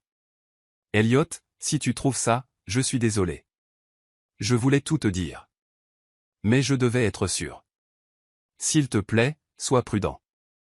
Victor est désespéré, et les hommes désespérés sont dangereux. Le tonnerre craqua dehors alors qu'Elliot copiait les fichiers sur un disque sécurisé. Son téléphone vibra. Sofia avait envoyé l'emplacement de 3 propriétés des Romanov dans la zone industrielle. L'une d'elles était un entrepôt abandonné près de l'endroit où ils avaient tracé l'appel de Victor. De retour dans sa voiture, Elliot se connecta avec son équipe. Sofia, envoyez tout ce que nous venons de trouver à la division des crimes financiers du FBI. Nathan, mettez votre équipe en position autour de l'entrepôt, mais n'intervenez pas. Victor ne travaille pas seul, et nous ne pouvons pas risquer la sécurité de Lila. La pluie diminuait alors qu'il conduisait vers la zone industrielle, son esprit passant en revue scénario et plan de secours. Les pièces se mettaient en place, mais les prochaines heures seraient critiques. Un faux pas pourrait avoir des conséquences dévastatrices. Son téléphone sonna, le téléphone jetable. Victor appelait en avance. Changement de plan. La voix de Victor était tendue, agitée. L'argent. Maintenant.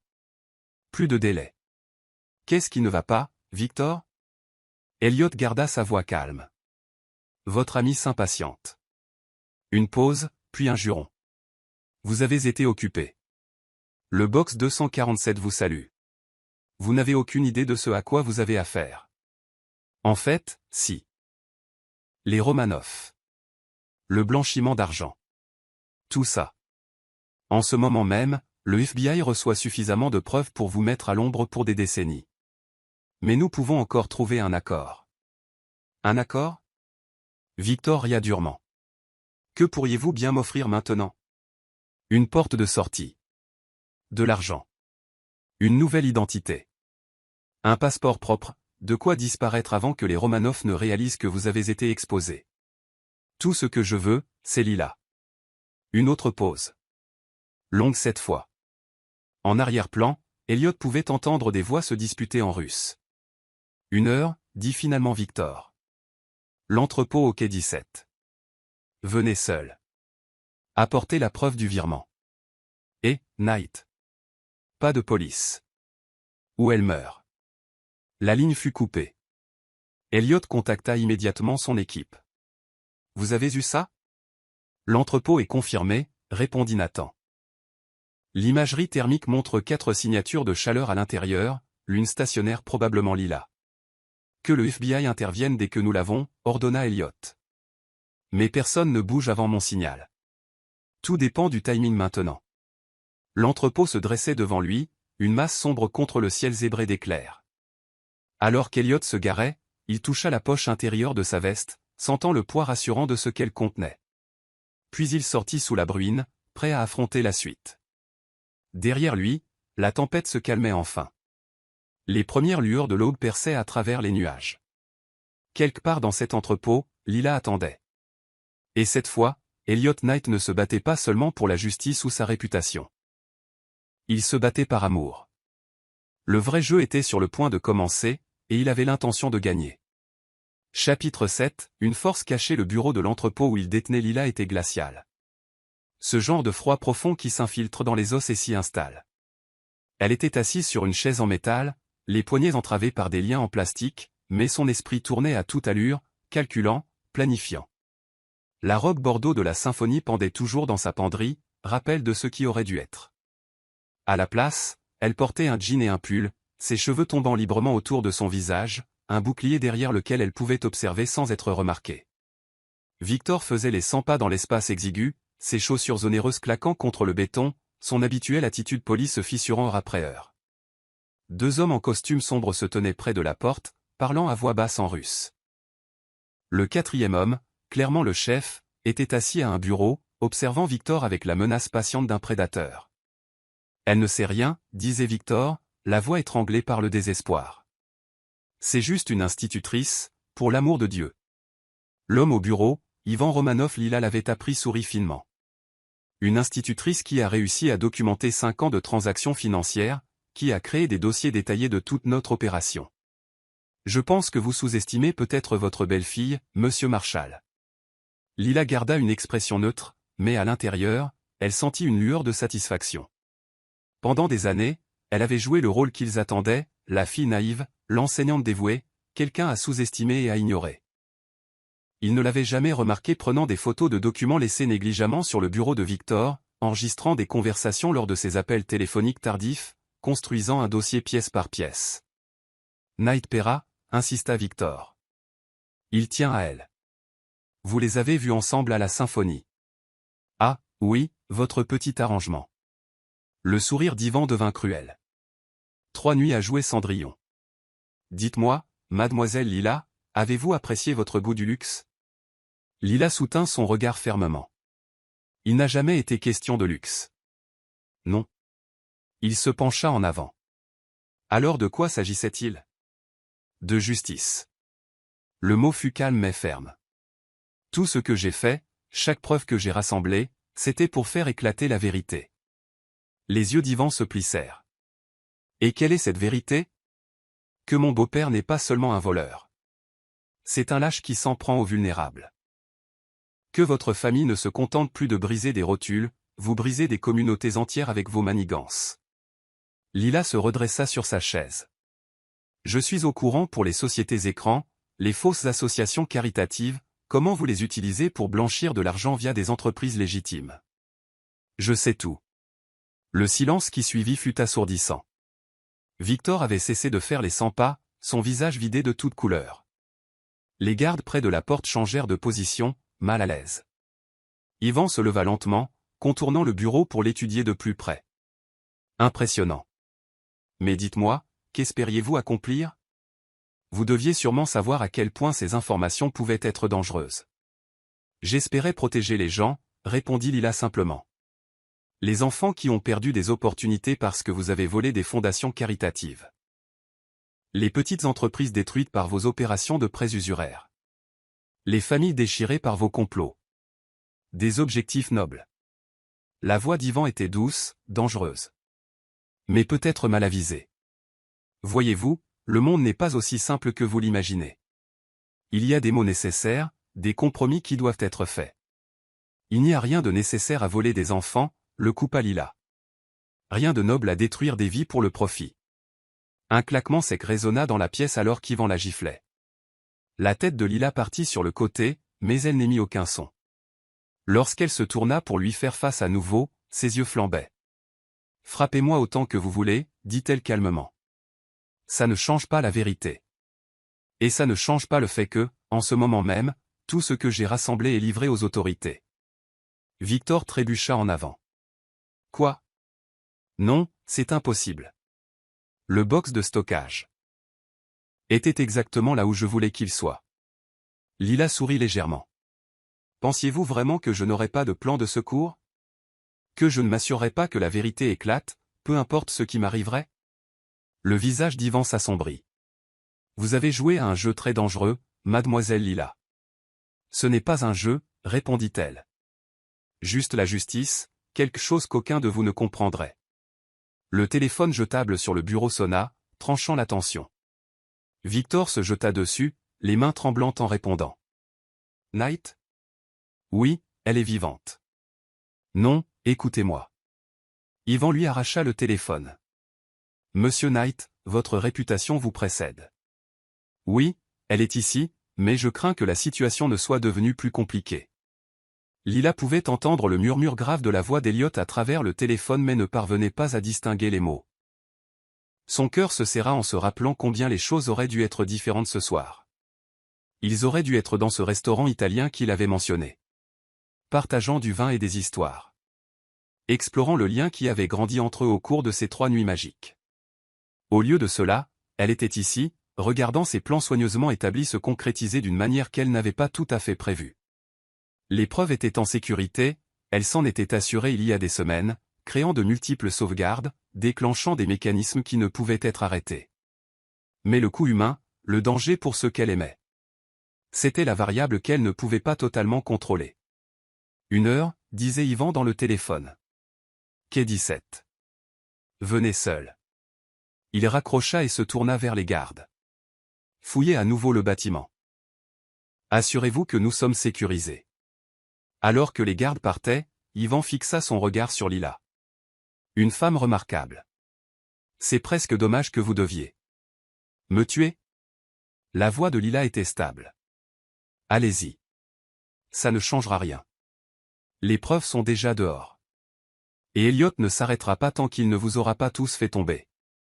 Une telle foi en votre chevalier blanc, Yvan sourit froidement. Mais dites-moi, qu'est-ce qui vous fait penser qu'il se soucie d'autre chose que de sa réputation? Le scandale de votre implication pourrait le ruiner. Parce que je le connais, dit Lila simplement. Pas l'homme d'affaires. Pas le philanthrope. L'homme qui a grandi avec rien, qui comprend la valeur de la vérité et de la justice. L'homme qui voit au-delà des apparences pour voir ce qui compte vraiment. Comme c'est romantique. Le ton d'Yvan était moqueur. Et qu'est-ce qui compte vraiment, selon vous? Lila pensa au moment calme partagé avec Elliot. Les conversations sur l'art et la musique, les rêves et les peurs. La façon dont il l'avait regardé dans la loge de l'opéra. Comment son contact l'avait fait se sentir à la fois en sécurité et électrisé. L'amour, dit-elle doucement. La vérité. Le courage de défendre ce qui est juste, peu importe le prix. De jolis mots, ricana Yvan. Mais les mots ne vous sauveront pas. Non, convint Lila. Mais il me rappelle pourquoi tout cela en valait la peine. À travers les hautes fenêtres, elle pouvait voir l'orage se dissiper. Les premières lueurs de l'aube peignaient le ciel de nuances d'espoir. Quelque part dehors, Elliot arrivait. Mais il ne venait pas secourir une demoiselle en détresse. Il venait se tenir aux côtés d'une guerrière qui avait déjà gagné la bataille la plus importante. La vérité était sortie. La justice était en marche. Quoi qu'il arrive dans l'heure suivante, Lila savait qu'elle avait réussi ce qui importait le plus. Les preuves qu'elle avait rassemblées feraient tomber non seulement les combines de Victor, mais un empire criminel entier. Les enfants auraient à nouveau des opportunités. Les familles seraient protégées.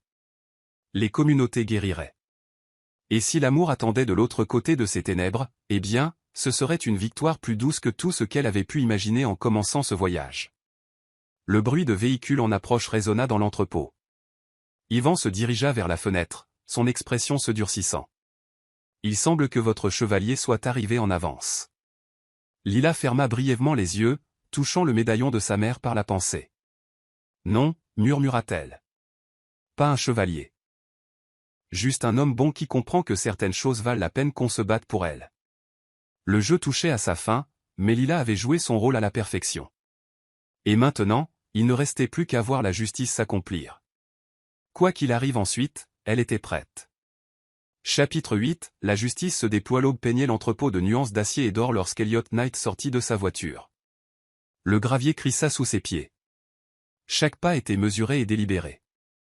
À la main, il portait une mallette en cuir, la supposée rançon qui achèterait la liberté de Lila, mais dans sa poche se trouvait quelque chose de bien plus précieux, une petite clé USB contenant assez de preuves pour détruire un empire. Dans son oreille, un dispositif de communication quasi invisible le gardait connecté à son équipe. La voix de Nathan lui parvenait clairement. 4 signatures thermiques au 2e étage. Mademoiselle Lila est dans le coin nord-ouest. Les équipes du FBI sont en position. Elliot ne répondit pas, il ne le pouvait pas, avec les hommes d'Yvan qui l'observaient depuis les fenêtres là-haut. Au lieu de cela, il marcha fermement vers l'entrée, son visage un masque de contrôle minutieux. Mais à l'intérieur, son cœur tonnait d'un mélange de peur et de détermination, non pas la peur pour lui-même, mais pour Lila, qui avait tout risqué pour exposer la vérité. La porte de l'entrepôt s'ouvrit dans un gémissement métallique. 2 hommes en costume sombre attendaient à l'intérieur, leurs armes à peine dissimulées sous leurs vestes. Ils le fouillèrent efficacement, ne trouvant rien d'autre que la mallette et son téléphone, qu'ils confisquèrent. S'ils remarquèrent l'oreillette, ils n'en laissèrent rien paraître. « Par ici », dit l'un d'eux dans un anglais au fort accent, désignant un escalier rouillé. Le 2e étage était sombre, malgré le jour grandissant, les ombres s'accrochant au coin comme de vieux secrets. Elliot suivit son escorte dans un couloir étroit, passant devant des bureaux vides et des machines abandonnées. Au bout du couloir, une porte était ouverte, déversant une lumière fluorescente dans la pénombre. Sa première vision de Lila faillit briser son calme. Elle était assise le dos droit sur une chaise en métal, les mains liées, mais le regard fier et clair. Une marque rouge fleurissait sur sa joue là où quelqu'un l'avait frappée, et Elliot sentit la rage affluer dans son sang. Mais quand leurs yeux se rencontrèrent, il vit dans les siens quelque chose qui le stabilisa, non pas de la peur ou du désespoir, mais un triomphe tranquille. Pile à l'heure, dit Ivan Romanov depuis derrière un vieux bureau en métal, l'air remarquablement calme pour un homme sur le point de payer 5 millions de dollars pour une femme qu'il connaît depuis moins d'une semaine. L'argent est là. Elliot posa la mallette sur le bureau. Maintenant, laissez-la partir. Ivan sourit finement. Pas tout de suite. Voyez-vous, nous avons un petit problème. Votre ami ici présente a été très occupé à rassembler des preuves, à documenter des transactions, causant toutes sortes d'ennuis. Je sais, la voix d'Elliot était égale. C'est pour ça que je suis ici pour la sauver. Le sourire d'Ivan s'élargit. Comme c'est romantique. Mais dites-moi, M. Night, pourquoi exactement la sauvez-vous? Quelques nuits de plus à jouer la comédie dans votre monde étincelant? Ou peut-être quelque chose de plus permanent? Une belle histoire pour les pages société. Le riche homme d'affaires et la noble institutrice qui a volé son cœur. Vous ne comprenez rien à nous deux. Lila parla pour la première fois, la voix forte malgré sa situation. Non. Ivan se tourna vers elle. Alors éclairez-moi. Quelle est cette grande histoire d'amour qui vaut la peine de tout risquer? Ce n'est pas une question d'amour, dit Elliot doucement, attirant l'attention d'Ivan vers lui. C'est une question de justice. À cet instant, plusieurs choses se produisirent simultanément. Une série d'explosions secoua le bâtiment, des grenades assourdissantes détonnant à plusieurs étages. Les lumières s'éteignirent, plongeant la pièce dans le chaos, et Elliot bougea avec une vitesse qui surprit tout le monde, surtout Victor Marshall, qui s'était approché de Lila avec une intention désespérée. Les gardes tentèrent de saisir leurs armes, mais les équipes du FBI déferlaient déjà par les fenêtres et les portes. Ivan se jeta vers le tiroir de son bureau mais se retrouva à fixer le canon d'une arme, celle d'Elliot, qu'il avait récupérée d'un holster caché pendant que tout le monde était distrait par les grenades. « Ne faites pas ça, dit Elliot doucement. C'est fini. » Victor fit une ultime tentative paniquée pour attraper Lila, mais elle était prête. Malgré ses mains liées, elle envoya son coude en arrière dans son plexus solaire, puis faucha ses jambes avec un mouvement qui aurait rendu fier son instructeur d'autodéfense. Ça, dit-elle alors qu'il sifflait en cherchant son air au sol, c'était pour chaque enfant que vous avez volé. Les agents du FBI envahirent la pièce, sécurisant Ivan et ses hommes. Nathan apparut aux côtés d'Elliot, prenant le contrôle d'Ivan tandis qu'Elliot se précipitait vers Lila. Il coupa ses liens avec un canif, puis la serra dans ses bras, son calme se fissurant enfin. « Est-ce que ça va » chuchota-t-il contre ses cheveux. « Maintenant oui. » Elle se recula légèrement pour le regarder. « Tu as eu mon message dans le box. J'ai tout eu. » Il toucha doucement sa joue, où la marque commençait à bleuir. « Tu es incroyable, tu le sais ? Un peu imprudente, peut-être, mais incroyable. » Imprudente, elle parvint à rire légèrement, dit l'homme qui vient d'entrer dans un entrepôt rempli de criminels armés. « J'avais des renforts. » Moi aussi. Ses yeux plongèrent dans les siens. « Je savais que tu comprendrais les indices, que tu verrais la situation dans son ensemble. » Autour d'eux, le FBI emmenait les prisonniers. Les protestations de Victor résonnaient dans le couloir, un son pathétique qui semblait marquer la fin d'une ère. Ivan partit sans un mot, mais ses yeux promettaient vengeance, une menace qui n'avait plus aucun pouvoir maintenant que son empire s'effondrait. « Les preuves » demanda Lila doucement. En cours de traitement au moment où l'on parle. Sofia travaille avec l'unité des crimes financiers du FBI. L'organisation Romanov, les combines de Victor, tout ça. C'est en train de tomber. Le soulagement inonda son visage, suivi rapidement par l'épuisement. Elle vacilla légèrement, et Elliot resserra son étreinte. Sortons d'ici, dit-il gentiment. Le FBI pourra prendre ta déposition plus tard. Mais alors qu'il se tournait pour partir, Lila s'arrêta. Attends. Elle retourna vers Ivan, qui se faisait menotter par des agents. Vous demandiez de quoi parlait vraiment cette histoire. Ce n'est pas une question d'amour, même si j'ai trouvé ça aussi. C'est une question de courage. Le courage de tenir tête à des hommes comme vous qui pensent que l'argent et le pouvoir vous placent au-dessus de la justice. Le visage d'Ivan se tordit de rage, mais avant qu'il ne puisse parler, elle continua, chaque enfant qui a perdu une opportunité à cause de votre avidité, chaque famille détruite par vos complots. Ils vont obtenir justice maintenant. C'est ce qui fait que cette histoire vaut la peine d'être racontée. Elle se retourna vers Elliot, qui la regardait avec un mélange de fierté et d'admiration. Prenant la main qu'il lui tendait, elle le laissa la conduire hors de l'entrepôt vers le jour naissant. Les véhicules d'urgence remplissaient le parking, leurs gyrophares peignant la scène en rouge et bleu. Les agents du FBI se déplaçaient avec détermination, traitant les preuves et sécurisant la zone, mais Elliot guida Lila loin de tout cela, vers un endroit calme où le soleil levant teintait le ciel des couleurs de l'espoir. « Qu'est-ce qui se passe maintenant » demanda-t-elle doucement. Maintenant, il se tourna pour lui faire face, ses mains venant encadrer son visage. Maintenant, nous commençons à écrire notre propre histoire. Pas d'arrangement, pas de faux-semblants, juste nous. Juste nous, répéta-t-elle, s'appuyant contre son toucher. J'aime comment ça sonne. J'aurais dû te le dire plus tôt, dit-il, la voix rauque d'émotion. Ces 3 nuits. Elle ne servait pas à arranger les choses ou à protéger des réputations. Il s'agissait de tomber amoureux de la femme la plus remarquable que j'ai jamais rencontrée. Des larmes coulèrent sur les joues de Lila. Même si je t'ai menti, utilisez notre arrangement pour rassembler des preuves. Tu n'as jamais menti sur ce qui comptait. Il essuya ses larmes avec douceur. Chaque moment partagé était réel. Chaque conversation, chaque danse, chaque regard. Tout ça, c'était la vérité. C'était vrai, chuchota-t-elle. Je ne m'attendais pas, en entrant dans ton bureau ce jour-là, à faire un pacte avec le diable. Au lieu de ça, j'ai trouvé un partenaire. Quelqu'un qui comprend que certaines choses valent la peine qu'on se batte pour elles. Et nous, demanda-t-il doucement, valons-nous la peine de se battre? En réponse, Lila se mit sur la pointe des pieds et l'embrassa.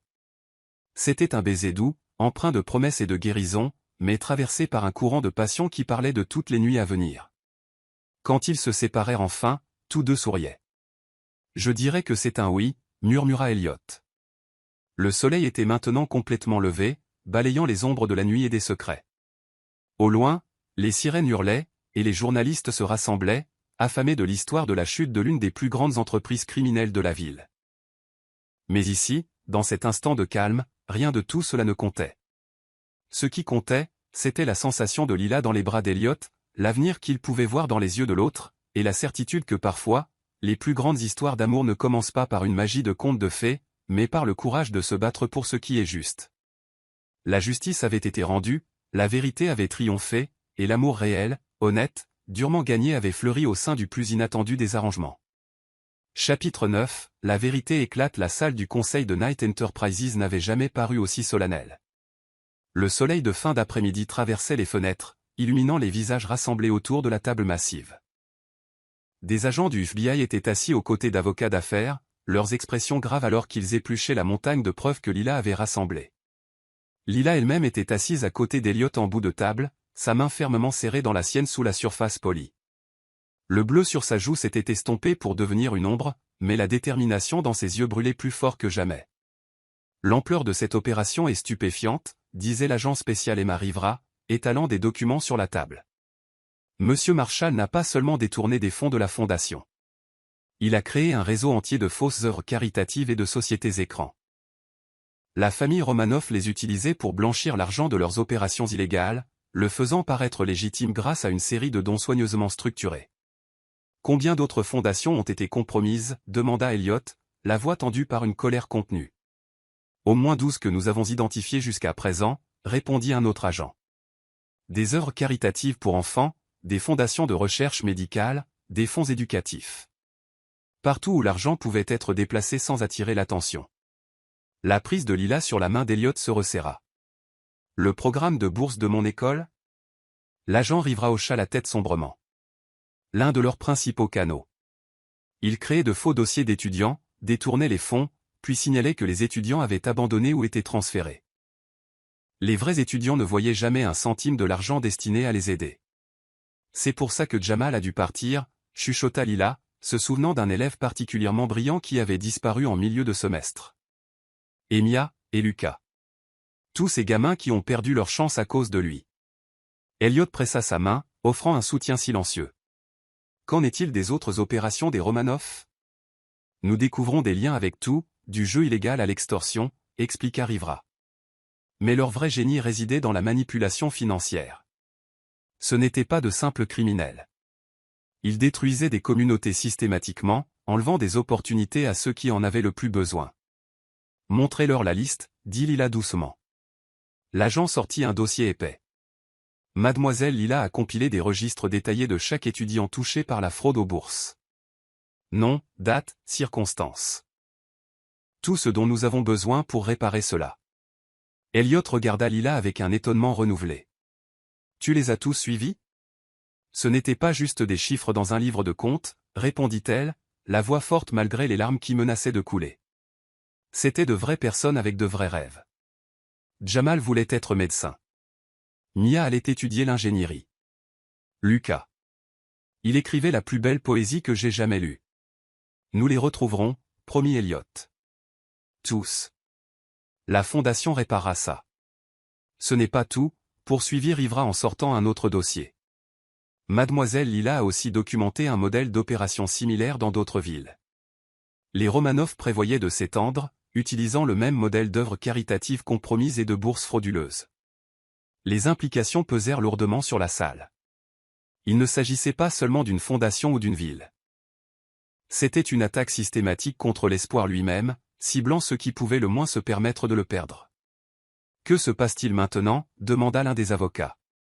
Maintenant, nous construisons notre dossier, répondit Rivera. Avec les preuves et le témoignage de mademoiselle Lila, nous pouvons fermer toute l'opération. Monsieur Marshall a déjà commencé à parler, espérant un accord.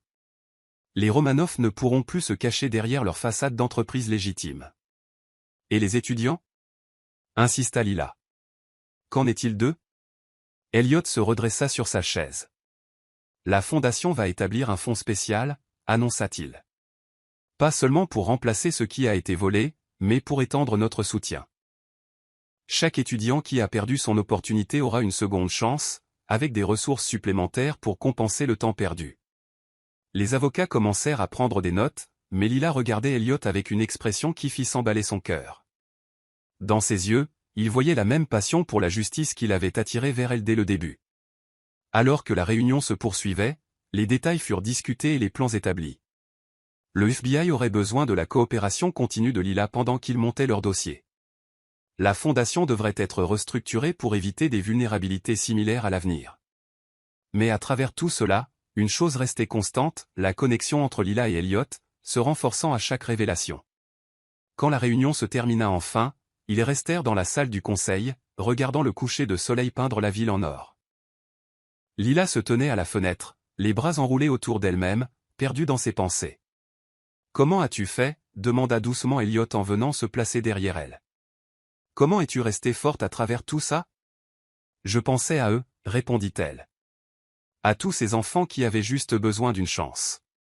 Chaque fois que j'avais peur ou que je doutais de moi, je me rappelais leur visage, leurs rêves. Et puis je pensais à ma mère. Parle-moi d'elle, dit-il en enroulant ses bras autour de sa taille. Elle disait toujours que la vraie force, ce n'est pas l'absence de peur. C'est de faire ce qui est juste, même quand on est terrifié. Lila s'appuya contre son torse. Quand elle est tombée malade, elle m'a fait promettre d'utiliser tous les talents que j'avais pour rendre le monde meilleur. L'enseignement était ma façon de tenir cette promesse. Elle serait fière de toi, murmura Elliot en déposant un baiser sur sa tempe. Si fière. Je l'espère. Lila se tourna dans ses bras pour lui faire face. Il y a autre chose que tu devrais savoir. Quelque chose que j'ai trouvé dans les dossiers de Victor concernant la maladie de ma mère. L'expression d'Elliot devint inquiète. Qu'est-ce que c'est? Le traitement expérimental qu'on lui a refusé. Celui qui aurait pu la sauver. La voix de Lila trembla légèrement. L'argent était là. La fondation avait approuvé la subvention, mais Victor. Il l'a détourné. Il l'a utilisé pour payer ses dettes de jeu. La douleur dans sa voix brisa le cœur d'Elliot. Il la tira contre lui, la laissant enfouir son visage dans son torse alors que les larmes coulaient enfin. Il l'a tuée, murmura-t-elle, tout aussi sûrement que s'il l'avait fait de ses propres mains. Et ensuite, il a utilisé sa mort pour manipuler mon père, pour se positionner et voler d'autres familles, d'autres mères. Écoute-moi, dit fermement Elliot en relevant son visage vers le sien. L'héritage de ta mère vit en toi. Dans ton courage, ta compassion, ta détermination à aider les autres. Tout ce que tu as fait exposer la vérité, protéger ses étudiants, faire tomber tout ce système corrompu, c'est exactement ce qu'elle aurait voulu. Je n'aurais pas pu le faire sans toi, dit doucement Lila. Pas seulement tes ressources ou ton influence, mais ta foi en moi, ta compréhension. Même quand je ne pouvais pas tout te dire. Tu m'as fait confiance. Parce que je t'ai vu, toi, répondit-il simplement. Pas le rôle que tu jouais ou le masque que tu devais porter, mais la vraie toi, passionnée, brillante, inarrêtable lorsqu'il s'agit de se battre pour ce qui est juste. Leurs lèvres se rencontrèrent dans un baiser au goût de larmes et de triomphe, de fin et de commencement. Lorsqu'ils se séparèrent, tous deux souriaient malgré le poids émotionnel de la journée. Alors, et maintenant, demanda Lila, faisant écho à sa question de ce matin-là. Maintenant, nous continuons le combat, répondit Elliot. Ensemble. La fondation a besoin d'être reconstruite, ses étudiants doivent être retrouvés. Et il y a probablement d'autres opérations comme celle-ci qui doivent être exposées. Ensemble, répéta TL, comme une promesse. Plus d'arrangements ou de faux-semblants, plus de cachettes ni de rôle à jouer. Juste nous. Juste nous, acquiesça Théil. Et toutes les batailles qui valent la peine d'être menées. La ville s'étendait sous leurs yeux, rougeoyante dans les dernières lueurs du jour. Quelque part là-bas, des vies changeaient déjà grâce à la vérité qu'ils avaient aidé à découvrir. Ce n'était pas une fin de conte de fées, il restait du travail à faire, une justice à rendre, des blessures à guérir. Mais alors qu'ils se tenaient ensemble dans le crépuscule naissant, Lila et Elliot savaient qu'ils avaient trouvé quelque chose de rare et de précieux. Un partenariat forgé dans le feu du combat pour la justice, un amour bâti sur le fondement de valeurs partagées et de respect mutuel. La vérité avait émergé, non seulement sur les manigances de Victor, mais sur le pouvoir du courage, l'importance de la justice et les manières inattendues dont l'amour peut fleurir au milieu de la lutte. Leur histoire ne faisait que commencer, et les chapitres à venir promettaient d'être remplis de sens, de passion et de la joie de rendre le monde un peu meilleur, une bataille à la fois. Chapitre 10, guérir ensemble. L'auditorium de l'école bourdonnait d'anticipation, la lumière du soleil traversant les hautes fenêtres et accrochant des grains de poussière qui dansaient comme des étoiles dans la clarté matinale. Sur scène, un quatuor à cordes d'étudiants accordait ses instruments, de nouveaux équipements fournis par le programme musical de la fondation restructurée. Lila se tenait dans les coulisses, les larmes aux yeux, regardant Jamal, fraîchement retourné à l'école, ajuster son violon avec des gestes minutieux. 6 semaines s'étaient écoulées depuis la confrontation à l'entrepôt, 6 semaines de témoignages, de reconstruction et de guérison. L'enquête spéciale de la Fondation avait localisé la plupart des étudiants touchés, leur offrant non seulement des bourses rétablies, mais aussi un soutien supplémentaire pour compenser le temps perdu. Aujourd'hui était une célébration de leur retour, un concert pour marquer de nouveaux départs. Ils sont incroyables. La voix d'Elliot venait de derrière elle, chaleureuse et fière. Difficile de croire qu'ils ne s'entraînent ensemble que depuis un mois. Lila se tourna vers lui, radieuse dans une simple robe bleue. La musique a toujours été dans leur cœur. Ils avaient juste besoin des instruments pour la laisser sortir. Il l'attira contre lui, déposant un baiser sur sa tempe. Ces moments d'affection silencieux étaient devenus naturels entre eux, leur relation s'approfondissant chaque jour. Ta mère aurait adoré ça, murmura-t-il. Elle aurait adoré, acquiesça doucement Lila. Surtout voir Mia de retour au piano. Cette fille joue comme si elle parlait directement aux anges. La mention des anges ramena une ombre de souvenir, la vérité sur le traitement de sa mère, refusée par la cupidité de Victor, mais la douleur était différente maintenant, tempérée par un but et par la joie d'aider les autres à éviter un sort similaire. Le public commença à entrer. Parents, enseignants, membres du conseil de la fondation, et même quelques agents du FBI ayant travaillé sur l'affaire. L'agent Rivera était assise au premier rang, rayonnante en reconnaissant les étudiants qu'elle avait aidé à localiser. L'enquête était en cours, mais aujourd'hui était jour de fête, pas de poursuite judiciaire. « Es-tu prête » demanda Elliot, remarquant que les mains de Lila jouaient nerveusement avec le médaillon de sa mère. Presque. Elle se tourna pour lui faire face entièrement. « Il y a quelque chose que je dois te dire d'abord. » Son expression devint inquiète. « Qu'est-ce qu'il y a ? » On m'a proposé un poste, dit-elle prudemment. La nouvelle directrice de l'éducation artistique pour les programmes jeunesse de la Fondation. Ils veulent que je supervise l'expansion des initiatives de musique et d'art-thérapie dans toutes nos écoles partenaires.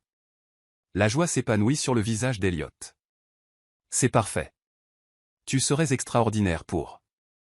Il s'arrêta, notant son hésitation. Qu'est-ce qui ne va pas ?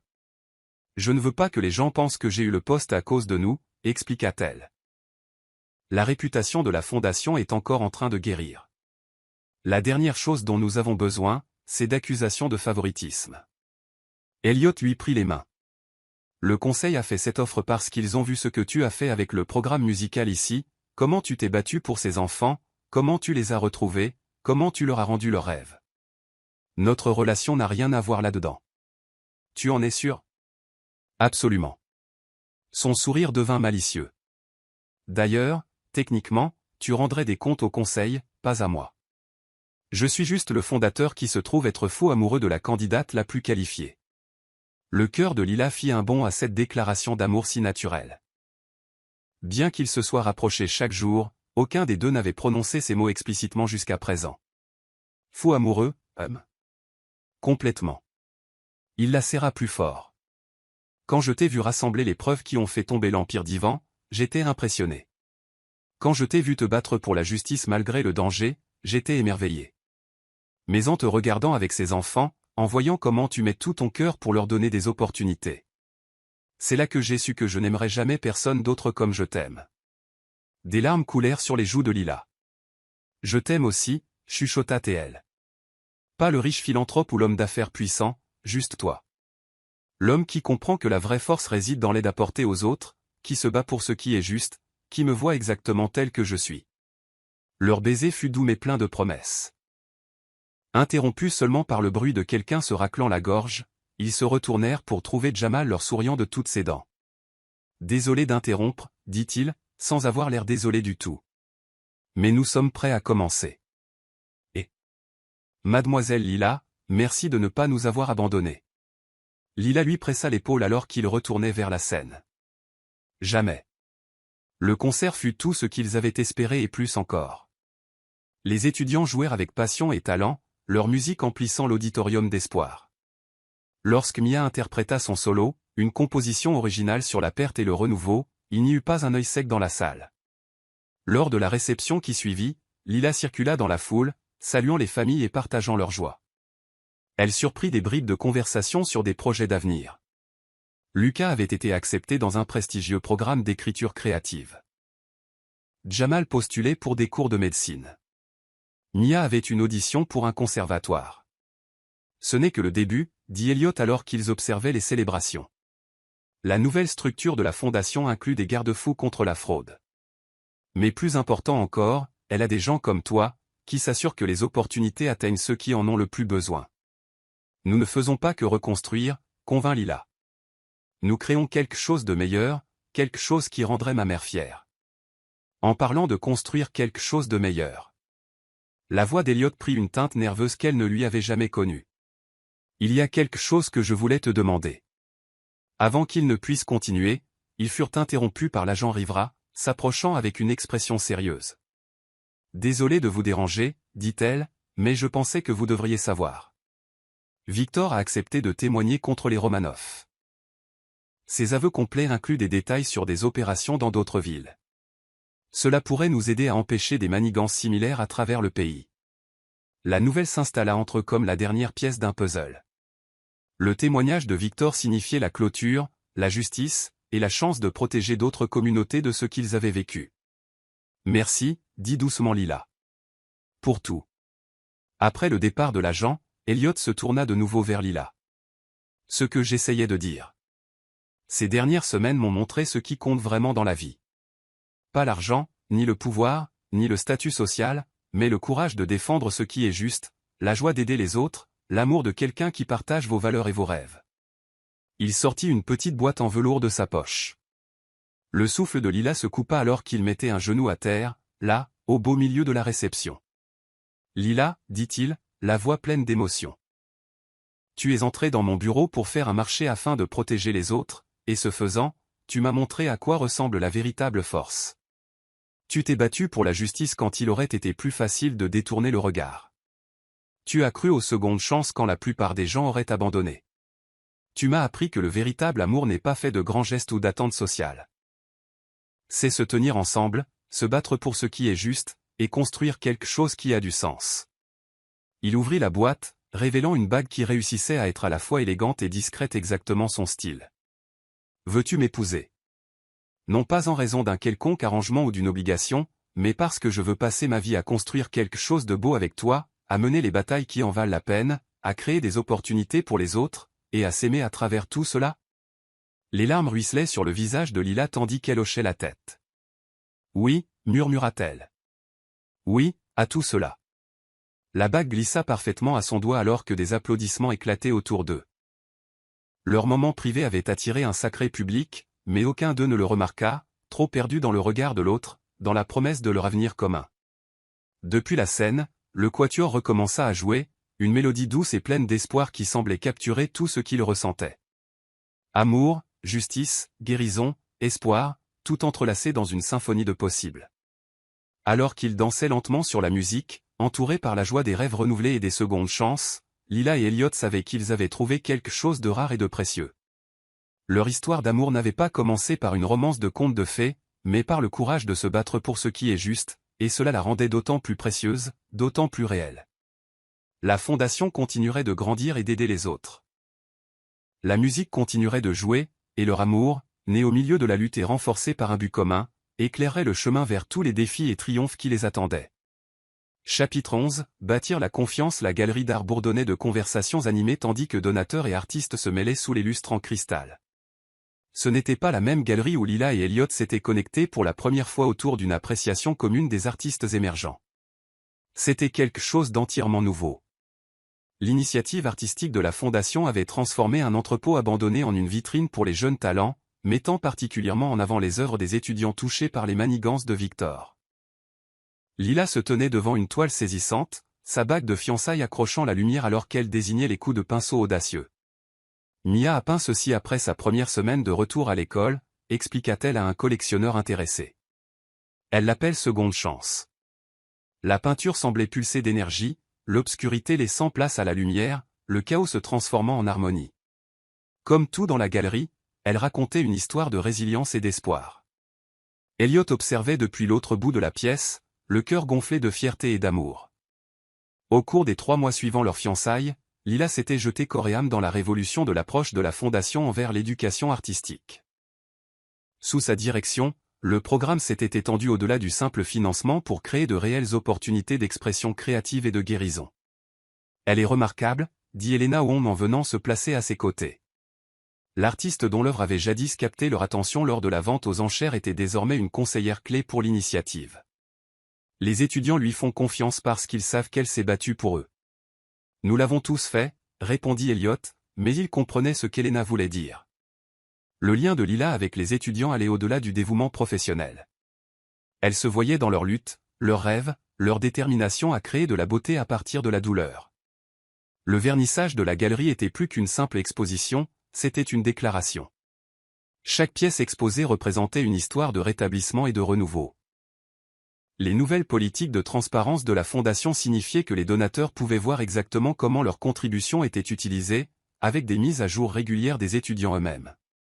Lila traversa la foule pour les rejoindre, sa robe noire simple, élégante mais discrète. Elle avait refusé de laisser sa nouvelle position changer sa nature profonde. Elle était toujours l'enseignante passionnée qui croyait au pouvoir de l'art pour transformer des vies. La Fondation Hawthorne vient de promettre des bourses universitaires complètes pour 5 de nos étudiants, annonça-t-elle, les yeux brillants. Y compris les frais de scolarité du conservatoire pour Mia. Elliot l'attira contre lui, déposant un baiser sur sa tempe. « Tu as fait ça » murmura-t-il. « Nous avons fait ça » corrigea-t-elle. « Nous tous, en travaillant ensemble. » Elena s'excusa pour parler avec quelques étudiants, les laissant dans un moment de calme au milieu de la célébration. Ils se dirigèrent vers un coin plus privé, où un petit jardin de sculptures créait un espace intime rappelant leur première rencontre. « Tu te souviens de la première fois où nous avons discuté d'art » demanda Lila en passant ses doigts le long d'une courbe de marbre. « À la vente aux enchères, quand tu m'as surprise à analyser le coup de pinceau. Je me souviens avoir pensé que je n'avais jamais rencontré quelqu'un qui voyait aussi clairement sous la surface. » Elliot prit sa main, leurs doigts s'entrelaçant naturellement. « Tu n'étais pas impressionné par les noms prestigieux ou les prix affichés. Tu te souciais de l'histoire que chaque pièce racontait. L'art a été mon premier amour, admit-elle. Avant l'enseignement, avant la justice, avant toi. Bien que tu lui aies certainement fait concurrence dans le département de l'amour. » Il gloussa, l'attirant plus près. « En parlant de concurrence, as-tu réfléchi davantage au plan du mariage ?» Leur fiançailles avait suscité un intérêt médiatique immédiat, les chroniqueurs mondains spéculant sur ce qui serait sûrement l'événement social de la saison. Mais Lila avait d'autres idées. En fait, oui. Elle se tourna pour lui faire face. « Que penserais-tu de l'organiser ici, dans la galerie ? Pas seulement comme un lieu, mais comme une déclaration. Nous pourrions en faire une collecte de fonds pour le programme artistique, exposer le travail des étudiants, célébrer tout ce que nous avons construit ensemble. » Ses yeux pétillaient d'excitation. « Au lieu d'arrangements floraux coûteux, nous pourrions exposer des sculptures. Plutôt que de la musique traditionnelle, nos étudiants pourraient jouer. Faire en sorte que ce soit plus que juste nous. » Elliot sentit son cœur s'élargir d'amour pour cette femme qui pensait constamment aux autres, qui voyait des opportunités d'aider dans chaque situation. « C'est parfait, dit-il doucement. Absolument parfait. Vraiment ? Tu ne dis pas ça juste pour me faire plaisir ? Il prit son visage entre ses mains. Lila, depuis le moment où tu es entrée dans mon bureau, tu as remis en question chaque préjugé que j'avais sur la façon dont les choses devaient être faites. Tu m'as montré que le vrai changement se produit quand on pense au-delà des conventions, quand on fait passer le sens avant les apparences. Des larmes scintillaient dans ses yeux. J'avais tellement peur ce jour-là, avoua-t-elle. Pas de toi, mais d'échouer, de ne pas être capable de protéger les gens qui avaient besoin de protection. Et maintenant, regarde ce que tu as construit. Il fit un geste vers la galerie, pleine d'art et d'espoir. Tu n'as pas seulement exposé la corruption, tu as créé quelque chose de magnifique à la place. Leur baiser fut doux et plein de promesses. Interrompus par le bruit de rire d'adolescents, ils se retournèrent pour trouver un groupe d'étudiants feignant rapidement de ne pas les avoir observés. « Mademoiselle Lila » appela l'un d'eux, « pourriez-vous venir voir ma pièce ? L'éclairage n'est pas tout à fait bon. »« Vas-y, » dit Elliot avec un sourire. « Tes admirateurs t'attendent. » Mais Lila le surprit en lui prenant la main. « Viens avec moi. » Ces étudiants ont besoin de savoir que l'art n'est pas seulement une expression individuelle. C'est construire des liens, créer une communauté. Alors qu'ils se déplaçaient ensemble dans la galerie, Elliot fut frappé par la naturalité avec laquelle Lila équilibrait ses rôles. Elle était toujours l'enseignante dévouée, offrant des conseils doux et des encouragements, mais elle était aussi une avocate puissante, parlant avec confiance aux donateurs de l'importance du financement des arts. Et à travers tout cela, elle restait authentiquement elle-même, passionnée, compatissante et n'ayant pas peur de se battre pour ce qui comptait. Plus tard dans la soirée, après le départ des derniers invités et le retour au calme de la galerie, ils marchèrent ensemble parmi les œuvres d'art. Chaque pièce racontait une histoire de transformation, non seulement des étudiants qui les avaient créées, mais de la fondation elle-même. « J'ai eu une réunion avec le conseil aujourd'hui, » dit Elliot, alors qu'il s'arrêtait devant une installation particulièrement émouvante. Ils veulent étendre le programme au niveau national, créer des initiatives artistiques dans des communautés touchées par des fraudes similaires. Les yeux de Lila s'agrandirent. « Vraiment ? Ce serait incroyable. »« Un défi, » ajouta-t-il. « Exactement ce que tu espérais, » rit-elle, avant de redevenir sérieuse. « Mais cela signifierait plus de voyages, plus de temps loin de la maison. Alors nous le ferons ensemble. » Il la prit dans ses bras. « C'est ça le partenariat, » non. Soutenir les rêves de l'autre, mener les batailles qui comptent, construire quelque chose qui a du sens ensemble.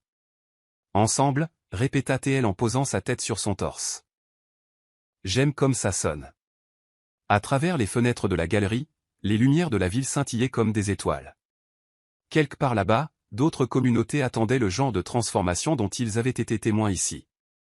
D'autres étudiants avaient besoin de la chance de raconter leur histoire à travers l'art. D'autres batailles pour la justice et l'opportunité devaient être menées. Mais pour l'instant, dans ce moment de calme, entourés par la belle preuve de ce qui était possible, Lila et Elliot se tenaient simplement l'un contre l'autre. Leur amour était passé de quelque chose d'arrangé à quelque chose de réel, quelque chose d'assez puissant pour changer des vies et guérir des blessures. L'art sur les murs parlait de seconde chance et de nouveaux départs. Leur mariage à venir célébrerait non seulement leur union, mais la communauté qu'ils avaient aidé à bâtir. Et leur avenir s'étendait devant eux, plein de possibilités et de sens. « Je t'aime », chuchota Lila dans le calme paisible. « Je t'aime aussi », répondit Elliot, la voix riche d'émotion. Chaque jour, d'une nouvelle manière. Ils construisaient plus qu'un mariage. Ils bâtissaient la confiance.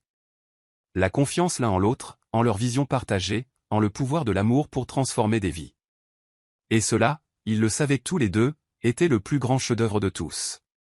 Chapitre 12, un nouveau départ. La galerie avait été transformée pour le mariage. Les œuvres des étudiants remplissaient chaque espace, chaque pièce racontant une partie de leur histoire. Des sculptures remplaçaient les arrangements floraux traditionnels. Des peintures servaient de toile de fond à l'hôtel. Et le soleil de l'après-midi traversait des installations de vitraux créées par les artistes les plus récents de la fondation. Lila se tenait devant un miroir, dans ce qui avait été autrefois sa salle de classe, désormais convertie ensuite nuptiale. Sa robe de mariée était élégante dans sa simplicité, une soie ivoire qui semblait briller de l'intérieur, tout comme la mariée elle-même. Au lieu de bijoux élaborés, elle ne portait que 2 pièces, le médaillon de sa mère et sa bague de fiançailles. Mia, désormais étoile montante au conservatoire, aida à ajuster les lignes fluides de la robe. « C'est parfait », dit-elle doucement. Tout comme cette journée entière. Par la fenêtre ouverte, elle pouvait entendre le quatuor à cordes tous étudiants de la fondation en train de répéter. Ils tissaient ensemble des morceaux classiques et des compositions originales, créant quelque chose à la fois intemporel et nouveau. « Mademoiselle Lila ?» Jamal apparut dans l'encadrement de la porte, élégant dans son smoking. « C'est l'heure. » Lila prit une profonde inspiration, touchant le médaillon de sa mère. Au cours des mois écoulés depuis cette première réunion arrangée dans le bureau d'Elliot, la vie s'était transformée d'une manière qu'elle n'aurait jamais pu imaginer. Le travail de la fondation s'était étendu au niveau national, aidant des communautés à guérir de manigances similaires. Le témoignage de Victor avait mené au démantèlement de multiples opérations criminelles. Mais surtout, l'amour avait fleuri à l'endroit le plus inattendu. Le hall principal de la galerie devint silencieux alors que la musique changeait. Lila descendit une allée bordée d'art représentant la guérison, l'espoir et les nouveaux départs. Mais ses yeux étaient fixés sur Elliot, debout sous une arche de métal sculpté et de verre qui captait la lumière comme des étoiles prisonnières. Son visage, lorsqu'il la vit, fit bondir son cœur. Ce n'était pas l'homme d'affaires poli qu'elle avait rencontré la première fois, mais l'homme qui s'était battu à ses côtés pour la justice, qui comprenait son cœur, qui l'aimait pour ce qu'elle était exactement. La cérémonie fut uniquement la leur. Au lieu de lecture traditionnelle, des étudiants partagèrent des histoires de transformation. Leurs vœux parlaient non seulement d'amour, mais de but et de partenariat. Lorsqu'ils échangèrent les alliances, le métal avait été forgé avec de petits morceaux de la clé de l'entrepôt, un rappel de là où leur voyage avait commencé. L'amour, dit l'officiant, ne concerne pas seulement la romance. C'est choisir de se tenir ensemble, de se battre pour ce qui est juste, de construire quelque chose qui a du sens. Ces deux-là nous ont montré que le véritable amour peut transformer non seulement 2 cœurs, mais une communauté entière. Leur premier baiser en tant que mari et femme fut accueilli par des applaudissements et de la musique, une composition étudiante qui s'élevait avec espoir et possibilité. Lorsqu'ils se retournèrent pour faire face à leurs invités, Lila et Elliot ne virent pas seulement famille et amis, mais une communauté qu'ils avaient aidé à construire. La célébration qui suivit fut un témoignage de leur vision. Au lieu d'une réception traditionnelle, la galerie devint une vitrine de talent et de triomphe. Les étudiants récitèrent de la poésie et jouèrent de la musique. Des œuvres d'art furent vendues aux enchères pour les nouvelles initiatives de la fondation, et des histoires furent partagées sur des vies changées et des rêves renouvelés. Plus tard, alors qu'ils dansaient parmi les œuvres d'art qui racontaient leur histoire, Elliot serra Lila contre lui. « Heureux » murmura-t-il. « Plus que je ne l'aurais jamais cru possible. » Elle leva les yeux vers lui, le regard brillant. « As-tu jamais imaginé, ce premier jour dans ton bureau, que nous finirions ici? Je savais que tu étais spécial, admire, mais je n'avais aucune idée d'à accent grave quel point tu changerais mon monde. » Notre monde, corrigea-t-elle doucement. Tout ce que nous avons construit, nous l'avons construit ensemble. La musique changea pour un morceau qu'ils reconnurent tous les deux, la symphonie qu'ils avaient entendue lors de leur 3e soirée ensemble, mais cette fois arrangée et interprétée par leurs étudiants. Elle portait une nouvelle signification, elle ne parlait pas de fin, mais de commencement. Alors que la soirée touchait à sa fin, Lila et Elliot se tinrent devant les fenêtres de la galerie, regardant les lumières de la ville scintiller comme des promesses. Derrière eux, leurs invités continuaient de célébrer parmi l'art qui représentait tellement plus que de la décoration. « Tu sais, » dit doucement Elliot, « certaines personnes pourraient dire que notre histoire a commencé par un arrangement, mais elles auraient tort. » Lila termina sa pensée. Elle a commencé par le courage, par la détermination de se battre pour ce qui est juste. Et elle a mené à l'amour, le genre d'amour qui construit des choses, qui crée le changement, convainc-il. Qui écrit de nouvelles histoires. Leur baiser était doux de promesses et de possibilités. Autour d'eux, la galerie se dressait comme un testament de ce qui pouvait être construit sur les cendres de l'injustice, beauté, espoir, communauté, amour. Leur histoire d'amour n'avait pas suivi un chemin traditionnel, mais elle les avait menés exactement là où ils devaient être. Alors qu'ils quittaient la galerie ce soir-là, entrant dans leur avenir ensemble, tous deux savaient que ce n'était pas vraiment une fin. C'était, comme le titre du chapitre le suggérait, un nouveau départ. Il y aurait d'autres batailles à mener, d'autres vies à toucher, plus de beauté à créer, mais ils affronteraient tout cela ensemble. Leur amour renforcé par un but partagé et une confiance inébranlable. Le prix de la liberté, ils l'avaient appris, ne se mesurait pas en nuits arrangées ou en accords commerciaux. Il se mesurait au courage, à l'engagement envers la justice, à la volonté de se battre pour ce qui compte le plus. Et parfois, si l'on était très chanceux, cela menait au genre d'amour capable de transformer non seulement deux vies, mais d'innombrables autres. Leur histoire serait racontée dans l'art qui tapissait les murs de la galerie, dans la musique créée par leurs étudiants, dans les vies touchées par le travail de leur fondation. Elle rappellerait aux autres que le véritable amour n'est pas une question de fin de conte de fées, mais le choix de se tenir ensemble, de mener les batailles qui en valent la peine, de construire quelque chose de beau à partir de tout ce que la vie présente. Et cela, ils le savaient tous les deux, était la plus grande histoire d'amour de toutes.